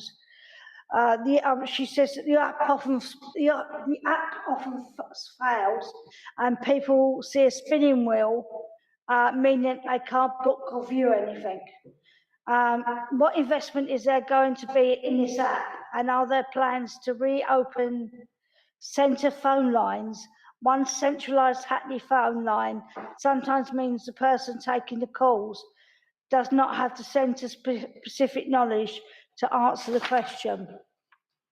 So, and they're from Councillor Joseph, who unfortunately can't be here today. Do you want me to start? Yeah. I suppose I'll pick up the element. If Councillor Joseph has specific instances where cash is not being taken at centres, I will happily look into those. All the centres now should take cash and have been for many months now. All the reception areas are set up to take cash, they have cash drawers, so it shouldn't be an issue in terms of if there is any specific instances. Chair, I'll happily look into those with GLL. I suppose the situation we're now in the leisure centres is where we were pre-COVID. People can book online, or people can walk in and they can book at reception. There's never been the facility to enable booking over the phone. It's just not a practical measure because of the volume of calls that would come in. So people can walk into a centre now, they can pre-book as they can online. So if they wanted to secure a slot 3, 4, 5 days hence, they could walk into the centre and book online, or they could, in the centre, or they could book online ultimately. That's the same situation it's been pre-COVID as it is now. Thank you. Sharon, can we just press a little bit more on the telephone booking? Because I'm pretty sure that the kind of people that Councillor Joseph has got in mind when she's asking for this is people with families. And, you know, just nipping down to the local leisure centre to make your booking face-to-face for next week isn't necessarily that easy if you've got 3 small children with you. I think one of the things that we're quite concerned about generally is the whole customer service aspect, and the fact that, frankly, getting an answer on the phone is not an easy thing anyway. And why can't Better just invest a bit more money in having somebody there to answer the phone, which could also involve taking bookings? I mean, you know, I'm sorry, but you know, there is a limit to how customer focused any amount of online work can ever be. And sometimes companies just have to recognize that they have to invest in a few people who are going to be on the phone to answer queries. Yeah, I'll take that. I mean, in terms of what you're saying, it sounds reasonably practical in principle, but we have, I think it's fair in saying, 3 people that work full time on answering the phones when it doesn't involve taking bookings. Now, Hackney, I sit across 6 London boroughs. Now, Hackney is by far the busiest of all our London boroughs, probably. There's a couple of things I was going to say about the pandemic, about Britannia, about other stuff. I might come on to that later on to wrap up. But part of what we've done, I suppose, as an organisation is look at the customer journey, look at where we are prioritising and how we. One of the things that we felt that we were missing in customer service and were quite poor at was our meet and greet, our welcome. And one of the principles that we put in place is our Concierge Principle, where we are meeting. If you go to Britannia, you'll see people out front meeting and greeting people that are sometimes there for the first time or might struggle to get into centres. So that's one of the big things that we focused on. What we are trying to do is to get away from people behind a desk or people in an office answering a phone when people, and it's overwhelming in it, I think, in its evidence that want to use that app to book online. Now you've already said, and you'll say it again probably, that not everyone wants to do that, and we accept that to an extent. But we believe that we've made it so easy to book online and use that juncture to get into our facilities. That is the overwhelmingly positive way that people want to get in. Now those people that are struggling to do that are able to be in our centres, talk to the person, the concierge, and they will deal with that query and they will book them in for that session at a different point. I think it would be very, very impractical, being polite about it, for us to man a phone, you know, for people that are going to ring up to book. That is sort of not an efficient or sensible way of approaching the service that we need to give. We believe, being specific to the points you make. About the people who's got language problems. Councillor Rosen, can you use your mic? How about the residents who's got language problems, or they don't. You turn yours off. Sorry. It is off. It is off. Oh, right, sorry. Councillor Rosen, can you press it again? Yeah, we can't hear you. Can you hear me now? No, try the other one. Try the other one. Up. Yeah, for online booking, how about residents who's got language barrier, or they don't have any access to internet? So how can we make sure that they can use our facilities? Try and find it. Yeah. Try it again. Try it, Ian's. Or do you just hold it on? No, the battery's gone. Try that.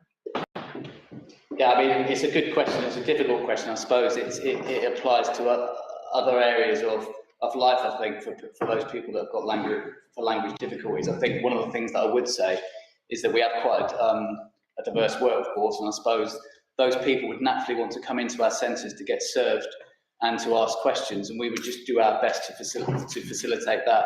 I think in terms of us arranging an interpreter or us looking at how we could convert that, I think it's a very difficult question. We'd probably use our common sense and probably use, you know, Google Translate or other mediums to try and talk to those customers in terms of when they're in front of us and when they're trying to communicate with us.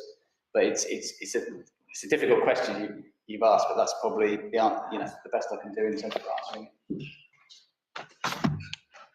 I think there is a point there are people that don't have apps and smartphones, and you know, maybe 10, 15 years time, there won't be anybody left who doesn't, but at the moment there are people, and I don't know about, I mean, one of the things I find, not with you, but having hung on because I didn't have the information to log on to somebody's website this morning, and having to hang on to the phone for 15 minutes to be told to keep using the website, when if I could have used the website, I would have done rather than hang on the phone for 15 minutes. But going back to Greenwich Leisure, I mean, one of the things that was being raised with us, it says in your report that all facilities are charged the same, but we know that they're not. We know that the Lido has a different price, and that the facilities at the West Reservoir, especially the outdoor swimming, are charged at a different price. And I know that councils received complaints, especially about the cost of the outdoor swimming at the West Reservoir, the wild swimming, or whatever you want to call it, and also the Lido. And also I know the over 60s can't swim for free at the Lido, whereas they can swim for free at the rest of the facility. So it seems to me that there's a discrimination against people wanting to swim at the Lido. And I don't know whether the over 60s have to pay to swim separately at the West Reservoir as well. But I certainly know that there's been complaints about the cost of swimming at the West Reservoir. And we'd like to try and find out why there's such a disparity of the costs, especially at the Reservoir and at the Lido. If I come in initially, and then Katie and Paul can come in. So the cost of swimming across the borough, whichever pool you do it, and if you do pay and play, is the same, ultimately. The council, unlike most councils now, also provides free swimming for under 18s, over 60s, disabled people and carers, ultimately. When that programme was originally set up, and it came initially from DCNS funding, you may remember there was a free swimming programme. The decision was made, and it predates the three of us here, that the Lido wouldn't be included in that free swimming programme because it was just too busy already. It was already at capacity, and the free swimming offer would be directed at those pools that have capacity to accommodate free swimmers. That's still the situation. The price to swim, though, is the same for all the other pools, but West Reservoir is a very different offer. So the cost of providing open water swimming is significantly higher than providing a swimming opportunity in a swimming pool, mainly due to the number of lifeguards and the safety requirements in that pool. So the cost of a swim at West Reservoir reflects the additional costs of supervision required for open water swimming. So, for example, if you go down to the Lido, you will see generally 2 lifeguards on duty supervising a session. The supervisory levels at West Reservoir are significantly higher, depending on the number of swimmers, obviously, but they are significantly higher, so the costs are higher. It is a different offer. It's not a swim in a pool, which is the same price across the borough. It's an open water swimming opportunity, which tends to have a higher price threshold because of the cost involved. But the Lido's more expensive than ordinary swimming, isn't it? So it's just the disabled and facilities that aren't available. Yeah, so there's not a free swimming for under 18s and over 60s. If you are disabled or a carer, you do get free swimming at the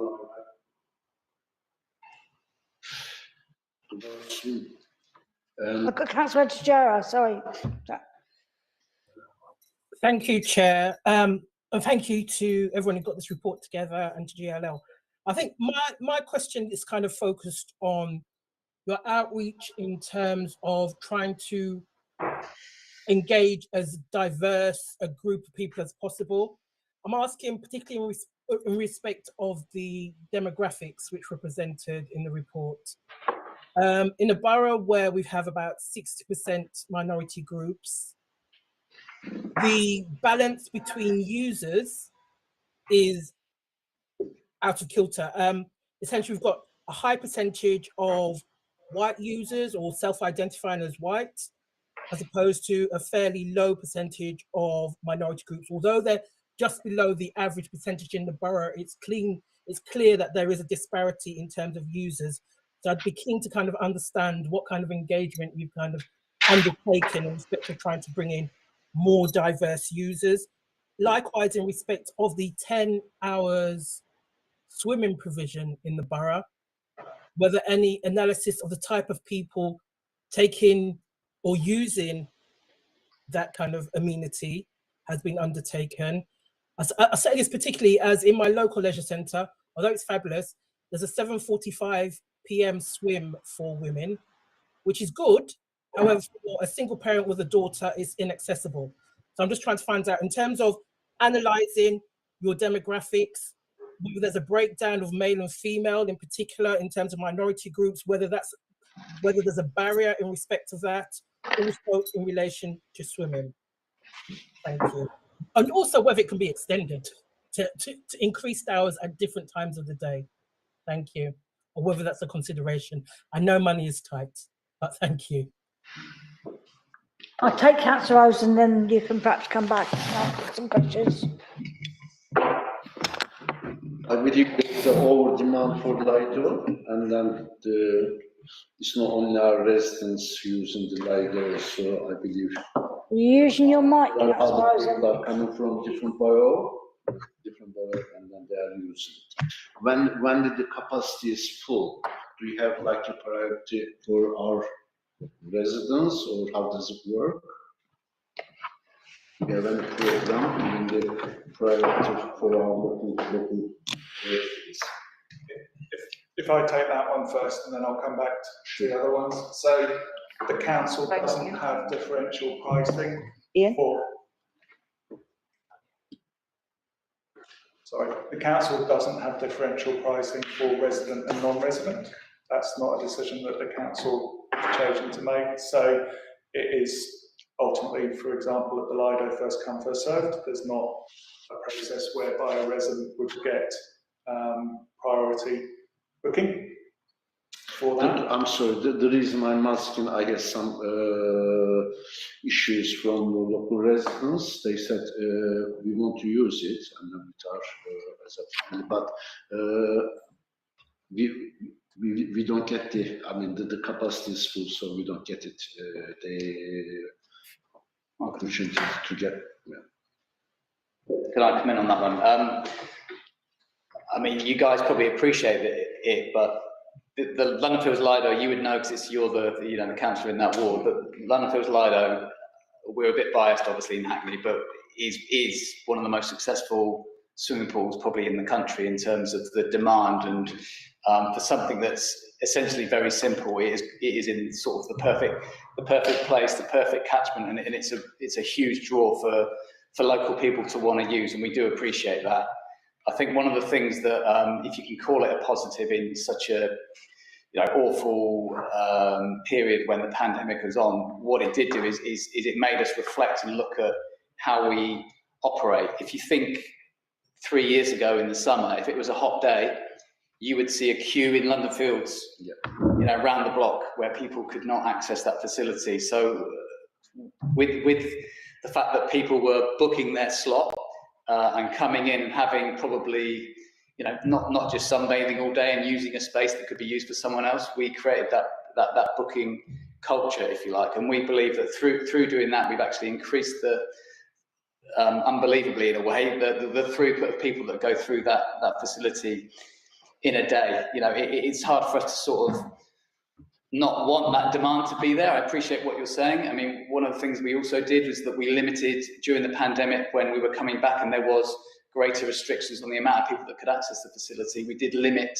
and just have it to home residents only. We were able to do that in that period, but as Ian's alluded to, people have a paying membership and probably have the right to access facility on an even footing, if you like. And we believe that we are servicing the needs of that customer base. We don't think there's many people that can't get into that facility at one time or other, because if you can't book a slot for 7 a.m, you can book it for 7:10. If you can't for 7:10, because we do bookings every sort of 10 minutes probably to come into the Lido, and that's getting significant throughput.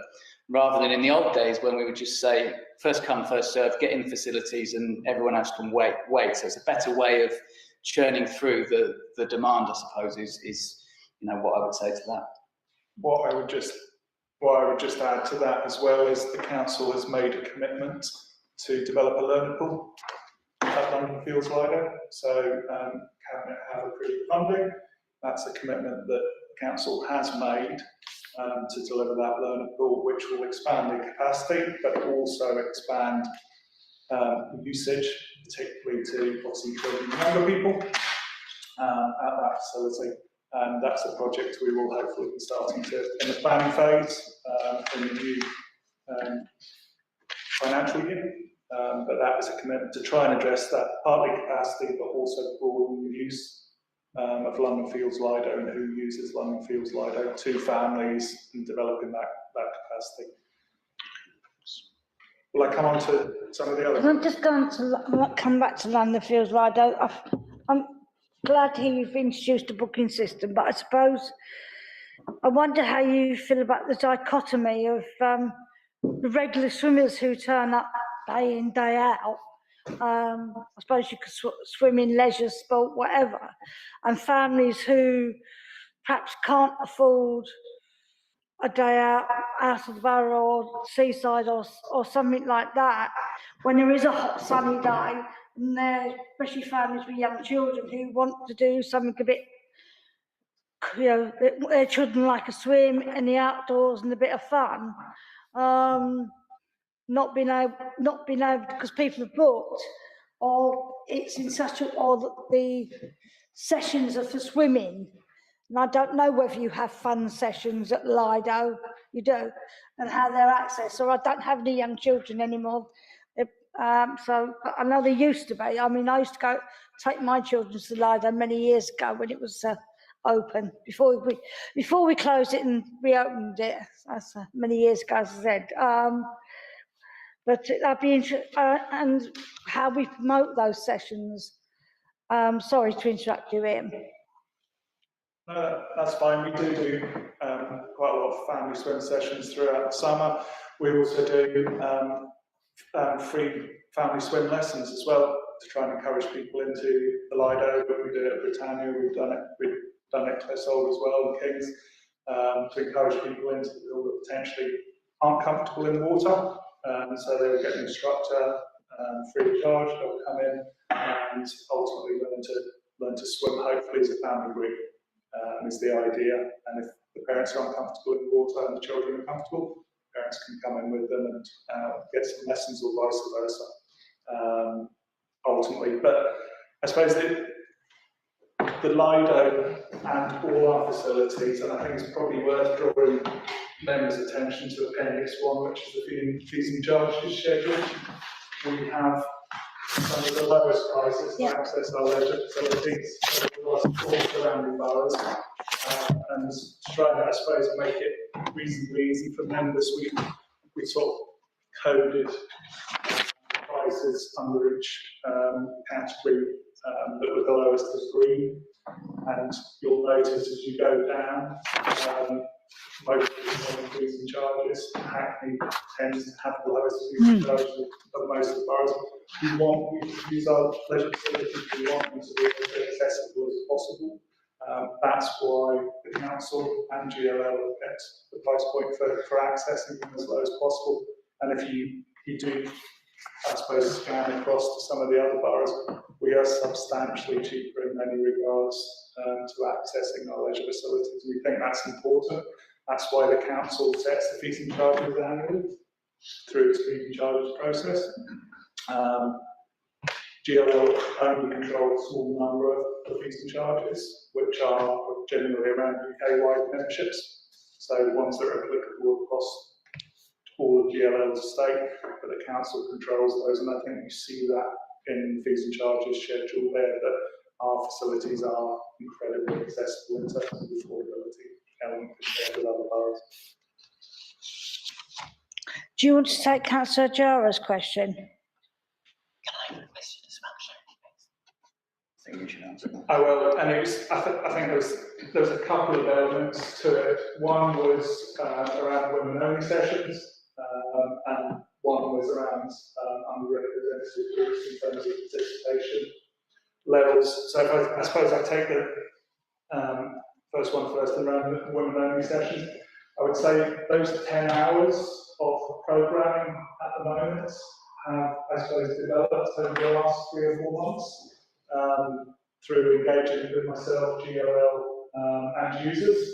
And those times have actually changed as well, based on feedback around issues like childcare, around schooling, etc. So I wouldn't say that's static in any way, shape or form.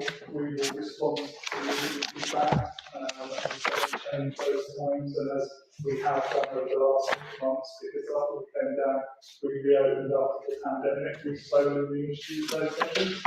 Some of them weren't working, we will have to continue looking at the programme and working it to reflect the needs of users, and if those sessions aren't taking place at the right time, we'll change them. And GLL will look at the usage levels, and if they're not being utilised fully, then clearly we're going to do the time, and we will obviously develop that. In terms of underrepresentation, in terms of participation, we very much need to do more. We've been working with public health colleagues, we've been working with Things Park Moving Together colleagues to understand what we need to do. And we are introducing initiatives, for example, with Black Swimming Association at the moment at Britannia to address the underrepresentation in aquatics activities particularly, and teaching water safety first of all, before moving on to get people comfortable in the water and hopefully learning to swim. So we think probably more initiatives like that are required, particularly around the aquatics activities. And certainly we're looking to hopefully work with Black Swimming Association, people like British Triathlon, to try and introduce people to West Reservoir, for example, to feel safe in that space, undertake triathlon activity in those spaces. So much more work to do in those areas, but certainly working with trusted partners like Black Swimming Association, who've got a fantastic programme developing at Britannia, with GLL, will certainly help. Yeah, can I just come in there just off the back of what Ian said? I mean, he's mentioned a few of the organisations that we were with, but I'm just looking at page sort of, I think 149 to around 152. There's a sort of a bit of a list of some of the community groups that we engage with. You know, that is quite targeted, and Ian's made the point that we can always do more, and I agree with that. And we want to do, off the back of a pandemic as well, we want to do as much as we can for the local community now. GLL is a social enterprise. It's something that, you know, the community is what we're all about, basically, that's what makes us different from another leisure provider, you know, and that's one of our USPs. And so we recognise that, you know, when we look at the ethnicity data, what else can we do? It's also worth stating that while there's gaps there and we need to close those gaps, that it doesn't capture all of the data that's contained within a lot of our contract and block bookings. I think that point is made at some point in reference in the report there. So it might be that some of this data is a little bit improved on what we're seeing.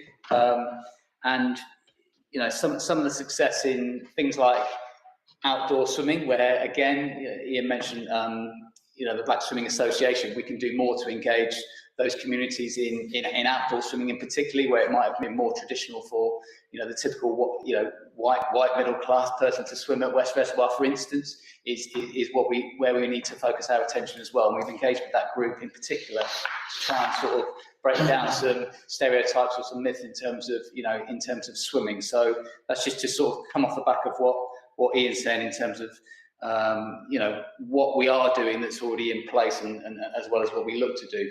In terms of how we do awareness, there's lots of different ways of us doing it, whether it's digital, whether it's physical door drops in specific communities that we want to, you know, actively target to increase participation in some of the more, you know, challenging demographics, if you like. And we've also introduced, off the back of the pandemic and sort of bringing the centres back to life, a couple of initiatives that I wanted to reference. One is give it a go, where we've got a 6-week trial period for a, you know, quite a discounted rate for people to come in that might not have used leisure centres before, might not have participated in our gyms, for instance, and they can try that. And there's also a referral campaign where I don't know the Hackney specific statistics for this, but as an organisation, we had a 12% uptake of our new members came from referral campaigns, basically, which are not just online, but they're in centre as well. They're on posters, they're on leaflets, our staff know about it, and you get entered into a prize draw, you get discount off your membership if one of your friends joins.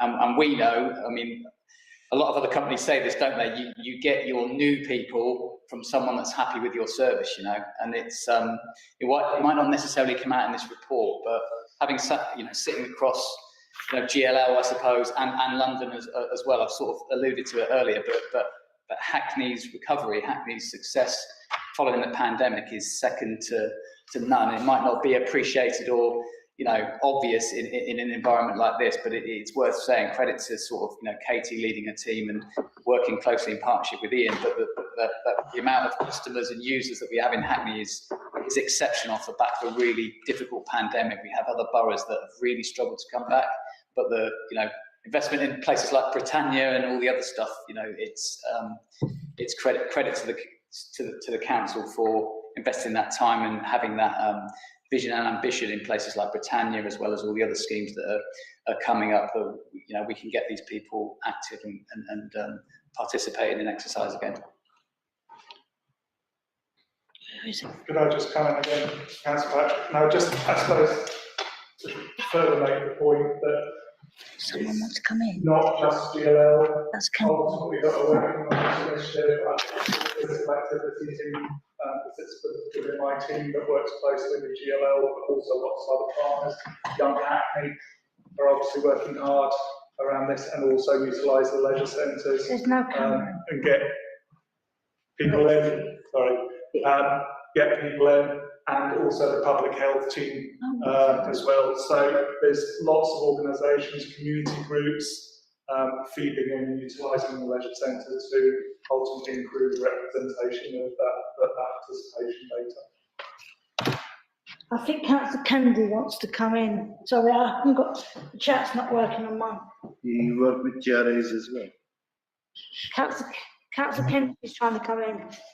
I didn't specifically want to come in, but now I've got the microphone.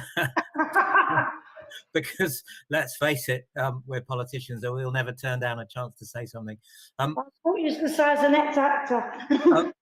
Completely. I was at an event in my ward. I was attending as a ward councillor, and got talking with someone who was attending because they worked for Badu Sport, and I started talking about, you know, what kind of sport they might do personally rather than professionally through what they and she just said to me, "Oh, I've done this amazing thing at Britannia Leisure Centre with the Black Swimming Association. It's just wonderful. I never thought I'd learn to swim, and now me and my 2 sons, and we've even got my mum in there as well, and it's fantastic." And I hadn't hinted that I knew anything about that or even told her what my full portfolio was. And so I'm confident that the work with the Black Swimming Association absolutely is the right track to go down, and to find ways through positive action to actually say to groups that are underrepresented, look, this session is specially for you. It's designed by your peers, supported by your peers and by your community groups for you, and that works. Okay. Thank you. I've got a question. I'm going to bring Councillor Wright in. It's building on what we've just. It's building on what we've just been discussing. There's a lot of good work being done, but I still think, from my knowledge as a ward councillor and as a resident, that people don't know. I didn't know anything about this 6 weeks free reduced membership. I reckon most of the population don't. If you don't go to a leisure centre, there's not much. You don't see the posters. I think there's still an expectation that people said that the used gyms are thin, fit, and very healthy.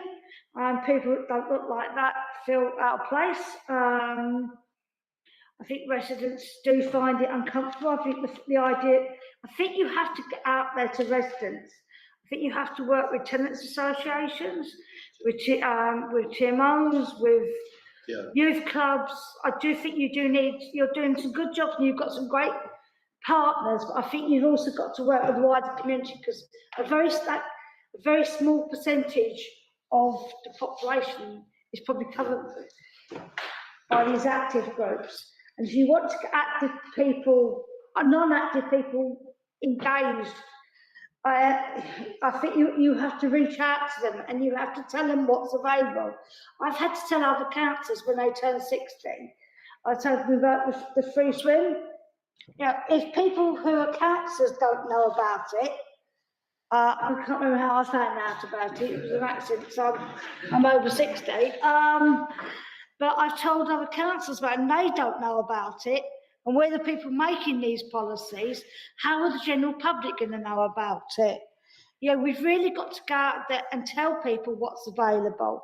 I know the gyms are not full of people. Look exclusively like that.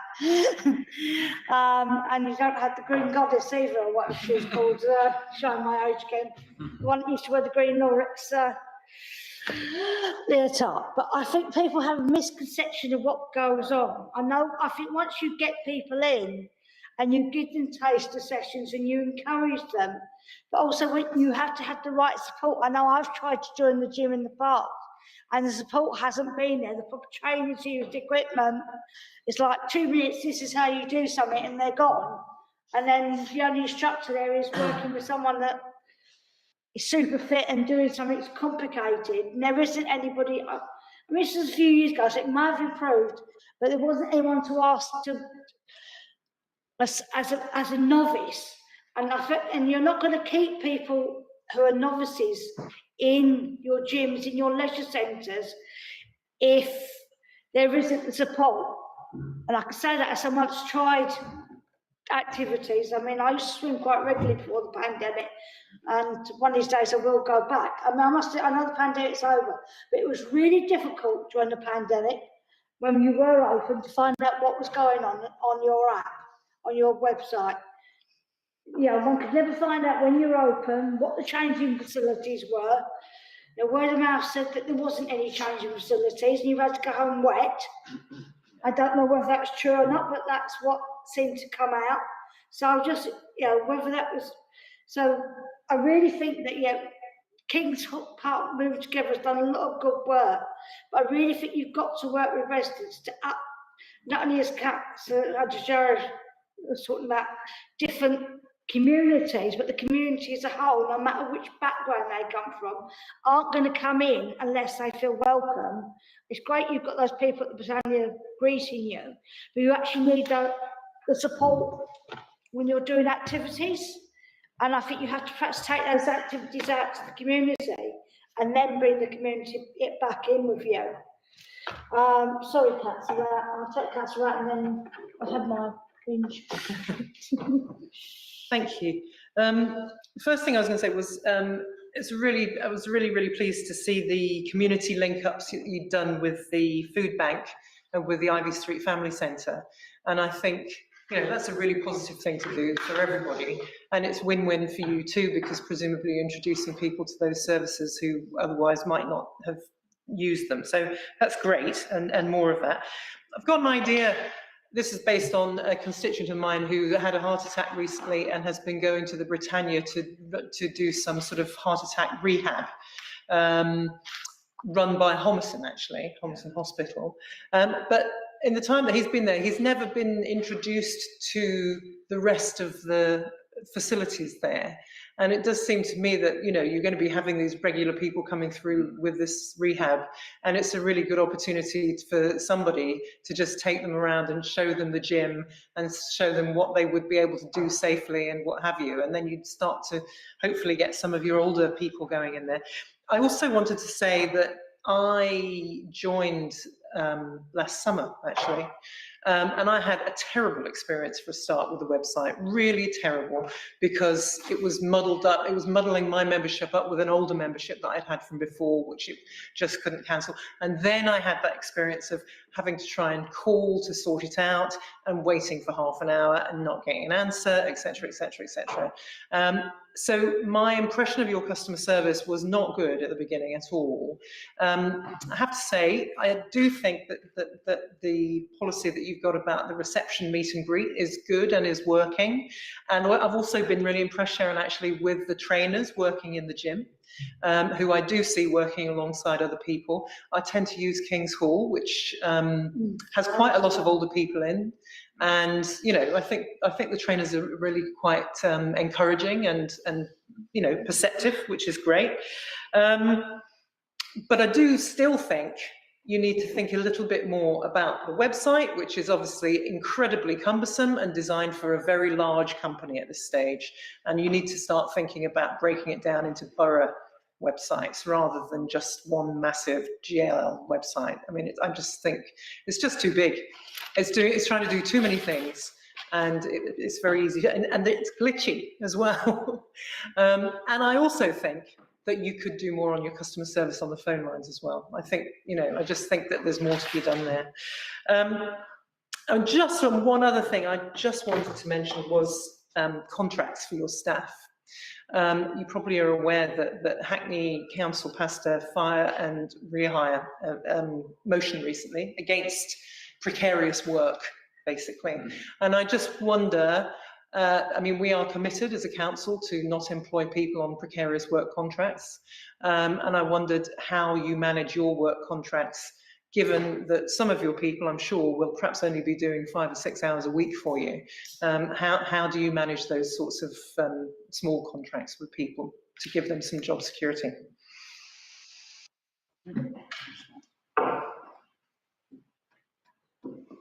What's not working? Batteries are dying. Is that mine? Yeah. Oh. There you go. That's on. It was on. The one behind's on, isn't it? Because there's a green light. Oh, that's it. Okay, Right. thanks for that. So, first of all, that's great feedback in terms of our block bookers, and you know, I agree that there's definitely more that we can do in terms of touring people around and introducing them to the wider centre. So that's really useful, and that's certainly something that I'll take back and take on board with my team in the centres. In terms of the service that you received specifically when you tried to join, certainly during the pandemic, I think as a company we realised that we got that wrong. We directed all of our phone calls to a head office, centralised team of 50 plus people that was there to answer the telephones, and it became very clear very quickly that they wasn't able to deal with the centre specific or borough specific questions and queries that was coming through at the time. So as a company we reviewed that, probably a little later than we should have, is the truth, because we focused on getting the leisure centres open, safe, secure, and getting people in and understanding how to use the app, etc., etc. As a result, what we've done is we've introduced a localised call centre. So we sort of briefly touched on it earlier. Based at King's Hall specifically, there is a team of 3 people dedicated to answering the phone for Hackney phone calls only. And since that's happened, what we've seen is that the call centre receives on average around 200 phone calls a day, and that team in particular are answering 98% of them calls that are coming through. So we, and I think fair to say for Ian as well, we've not received the level of complaints. So we know we've made inroads into it. We know through our customer feedback, things are getting better and easier. That team report directly into me daily, so I can see the volume of calls. And what that's doing is shaping the way that our website needs to be improved moving forward. Because we all agree that our website used to serve everybody, a range, our existing users, our new potential members, you know, anyone looking for information. So it needed to service so much information as a whole that it was like an overload of information. It's follow this link, click this link. Unless you understand the way that link works, it's almost impossible to navigate.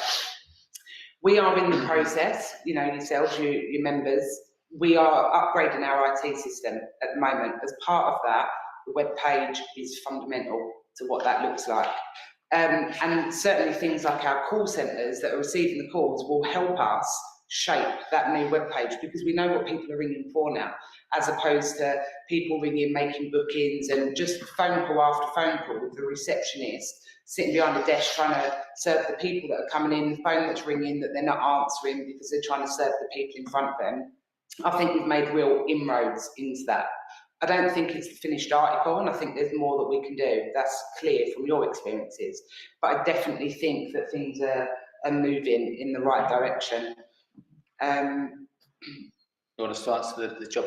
I'll do the job security one if you like. Yeah, I guess in terms of that, there's a few things to say. Hackney's one of the busier boroughs. Got quite a few facilities, more than most. It's got more diverse facilities than any other borough, which probably helped bring the sort of richness of the offer to the local people.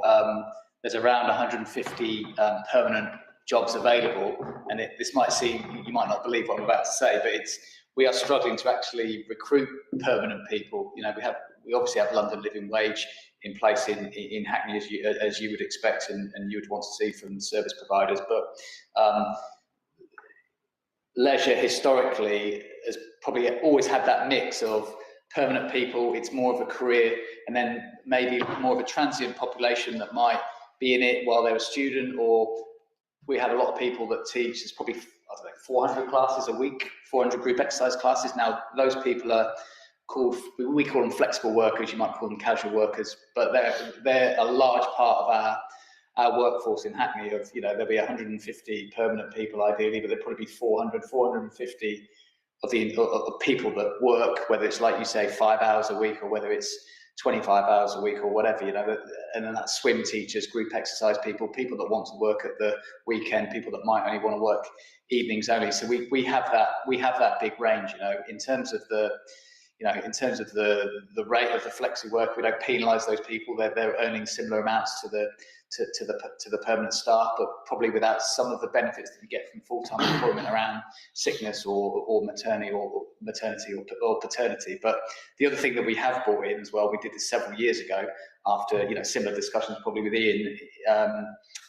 5 years ago, I think it was, where we have minimum guaranteed hours, where we have a flexible process of someone that wants to work part-time and have a part-time employment contract, but doesn't necessarily want to always do 12 hours a week or 20 hours a week. Sometimes they might do 10 hours a week one week, 18 the next, 20 the next. And so we have, I think we said, about 15 of those people in place now, and that will only grow as we sort of recover from the pandemic and we increase our workforce. So, I think that the balance and the mix is probably not as much permanent as we want, which hopefully is a positive thing for us to say to, in this forum. But, we want more permanent and more fixed employees, if you like, but we will always need that flexibility of the workforce and have those flexible workers. I think it's worth mentioning on that as well, is that the need to fill our vacant posts, employ permanent staff, from today alone. We had a recruitment fair that was held at King's Hall Leisure Centre. It's been advertised all around the borough. We've gone to colleges, universities, schools, various different groups and key people. So we've been holding interviews all day today for Hackney residents, where they've, the team over there have interviewed over 100 Hackney residents today to hopefully fill some of these positions as well. Good. Just to clarify then, for your part-time contracts, sorry. Thank you. For your part-time contracts, do people get sick pay and holiday entitlement and things like that?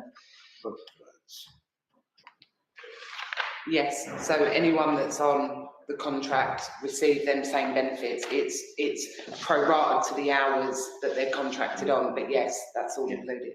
And then they can work. So if they're contracted to say 20 hours through their choice, and they want to work 30 hours, they just work the overtime, and the benefits are accumulated. Is that flexi? Is that permanent staff for part-time? I think what Councillor Ratt's interested in is people that work sort of they're not permanent staff, they're people that do the swimming teachers, whatever, who are not your full-time or part-time employees, but work on a more casual basis. I think is what she's asking about.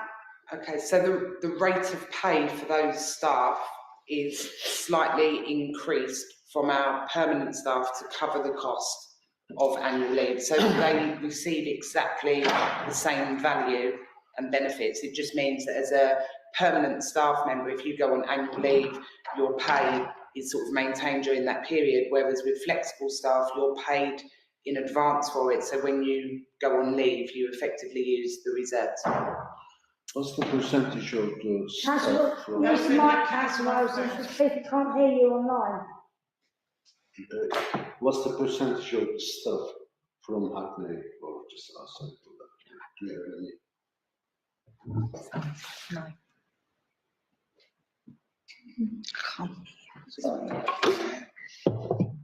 In terms of Hackney residents Yes. employed, at the moment, I don't have that information to hand. The last review of it was around 46%, but I wouldn't want to sit there now and say that's definitively what that number is, because I need to get the stats from our head office. That would be nice to know. And then do you have any apprenticeship program, or do you have any, any young people or residents who would like to become personal trainer, and then give a program to train them, giving them some courses or service, whatever you call it? Yeah, good question. So exactly that. We work with various different groups. So Hackney Ways into Work, Hackney 100. We offer work experience placements. We have apprenticeship schemes running across all of the leisure centres. We have an internal scheme which is trainee managers, which is based on both internal staff and external staff and how they progress through leisure into senior roles. And like today, for example, with the recruitment day, was offering gymnastics, lifeguard, football coaches, swimming teachers, all on funded courses. So anybody could apply, be successful, take part in a course that's funded, so there's no cost to the resident, and then be employed within GOL, be that it's a flexible contract through your choice, although our preference today was certainly to look for permanent employees, be that on a 10-hour contract or a 40-hour contract. So we offer lots of opportunity to train and develop free of charge. So do you need volunteers? And if you do, are you in touch with? Councillor Rosen, you need to use the mic. Yeah, This is a hybrid meeting. We can't hear you. No, I'm sorry. Do you need volunteers, or just are you in touch with the Hackney Volunteer Centre when you need volunteers? You turn yours up. Yeah, so we take volunteers. We've previously supported a range of volunteers in gyms, in front of house, in various different roles, and it's something that we're very supportive of and are always willing to look at that. So if anyone has any suggestions, or any groups that you're aware of that are looking to get into leisure in some format, then by all means contact us, and we can certainly look at training and development. What I'd also add to that as well is that obviously in the pandemic a lot of things stopped, and so things like the apprentice scheme was on pause because centres shut, we weren't operating and so on, and so these are some of the stuff.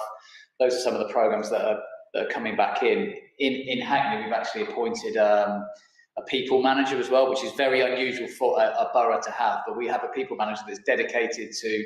They would have been at the recruitment day today, so they would have led that program. They will lead some of the other initiatives that you've referred to around things like work experience, things around volunteer programs. It's stuff that we've done before, but it's stuff that we are sort of rolling back out again. And the other thing I was going to say really is that leisure isn't exempt from some of the challenges that you hear about on the news with not being able to recruit enough people. It's a big demand. We've opened the Britannia Leisure Centre, which I don't know how many full-time or how many staff it has, but it's a lot, and it's tough for us to. Hence, I think it's the second recruitment day that Katie and her team have done. But we can't get enough staff to come in. I know it's probably the pandemic, it's probably COVID, it's probably lots of things wrapped into one, but it's almost the perfect storm for trying to find enough people. And that's probably one of our biggest challenges, which might surprise you, but it also should give us all confidence that we're looking to get more and more people into our facilities to help us run them, really, which is a good news story for Hackney. Thank you. We're almost at the end of the meeting. I don't know if you want to come back. I didn't really get an answer to the question about how you're going to go out there to the community and get people in. Just you want to quickly think about that, and then I'm going to finish the meeting because we should have finished for 9:30. So I do think it's an important part of getting more people to use our facilities and know about our facilities. I suppose I'd answer it in a couple of ways, Councillor Patrick. First off, it's not just GLL's role getting people into our facilities. It's obviously the council, my team, Young Hackney, Public Health, advocating and feeding people via programmes. So we've got schemes like New Age Games, which you've probably all heard of, which is 50+ free activity programme, most of which is delivered through the local centres, and an excellent way of feeding people into leisure centres. We've got programmes like Fit for Health, which is the stroke rehabilitation programme. We've got lots of activities like the Football Youth League, which we do at Hackney Marshes, which delivers there. But GLL have also just employed a new community sports manager, whose role is exactly that. Getting out, making connections, promoting the facilities, promoting the opportunities, and getting new people into the centres. So they're full-time, they're dedicated to the contract, and that is what they will be doing, ultimately, getting the word out. Chair, I've got something finally, I want to ask something about the Queensbridge. We need to finish the meeting, Councillor. Just very quick. Queensbridge Sports Centre, and it's called Community Centre. We have so many elderly people, senior residents living in the area. Even we have over 55, 60 accommodations in the high-rise in there. So there are so many potential residents over 60, 65s, and then they could not only have physical health issues, they also have for their mental health being, they need to engage socially. When I talk to them, they tell me the Queensbridge Sports Centre would be a really good place for them to become together. The front area, the reception area, it can be redesigned, refurbishment, because there's a big space. Can you wrap up, please, Councillor? You said it was a quick question. Yeah, it can be used in that way as well. So do we have any program, or would you be considering about all this? So we refurbished Queensbridge a number of years ago, so there's not currently any programme. But what I would say in terms of Queensbridge, the public health team provide funding for Sharp End. Sharp End are based at Queensbridge, and they deliver an extensive programme already. Some of that's activities, some of that's social-based activities. So I would say a lot of that's already going on at Queensbridge. We heavily subsidise Sharp End's use at Queensbridge. They get significant discount to utilise those facilities. So I would refer those residents to Sharp End, and I think they'll thoroughly enjoy the programme if they access it at Queensbridge. But there's an awful lot of programming going on already at Queensbridge, targeted at older residents. Thank you. I really do need to finish the meeting. Sorry, Councillor, you can take this discussion offline and speak to Mr. Ian Holland at another stage. I know you're passionate about your ward and what goes on there. We don't have any minutes to approve due to the short time between meetings, so they will have to go to the first meeting of the new municipal year. Since this is the last meeting of the year, we've gone through the work programme, and obviously discussions will take place after the elections with whoever's elected to be the chair and the new committee members of what the work programme is going to pick up. I don't have any other business. As I said earlier, I'd just like to thank everybody for coming, both tonight and all our guests throughout the year, and to Tracy and to Mario for making these meetings possible, and to all the commission members who've asked such interesting questions with such passion. I'm sorry I had to restrict your questions sometimes, but we do have to go home occasionally. And to the officers and all our guests. And with that, I close the meeting. Thank you very much. Thank you, Sharon.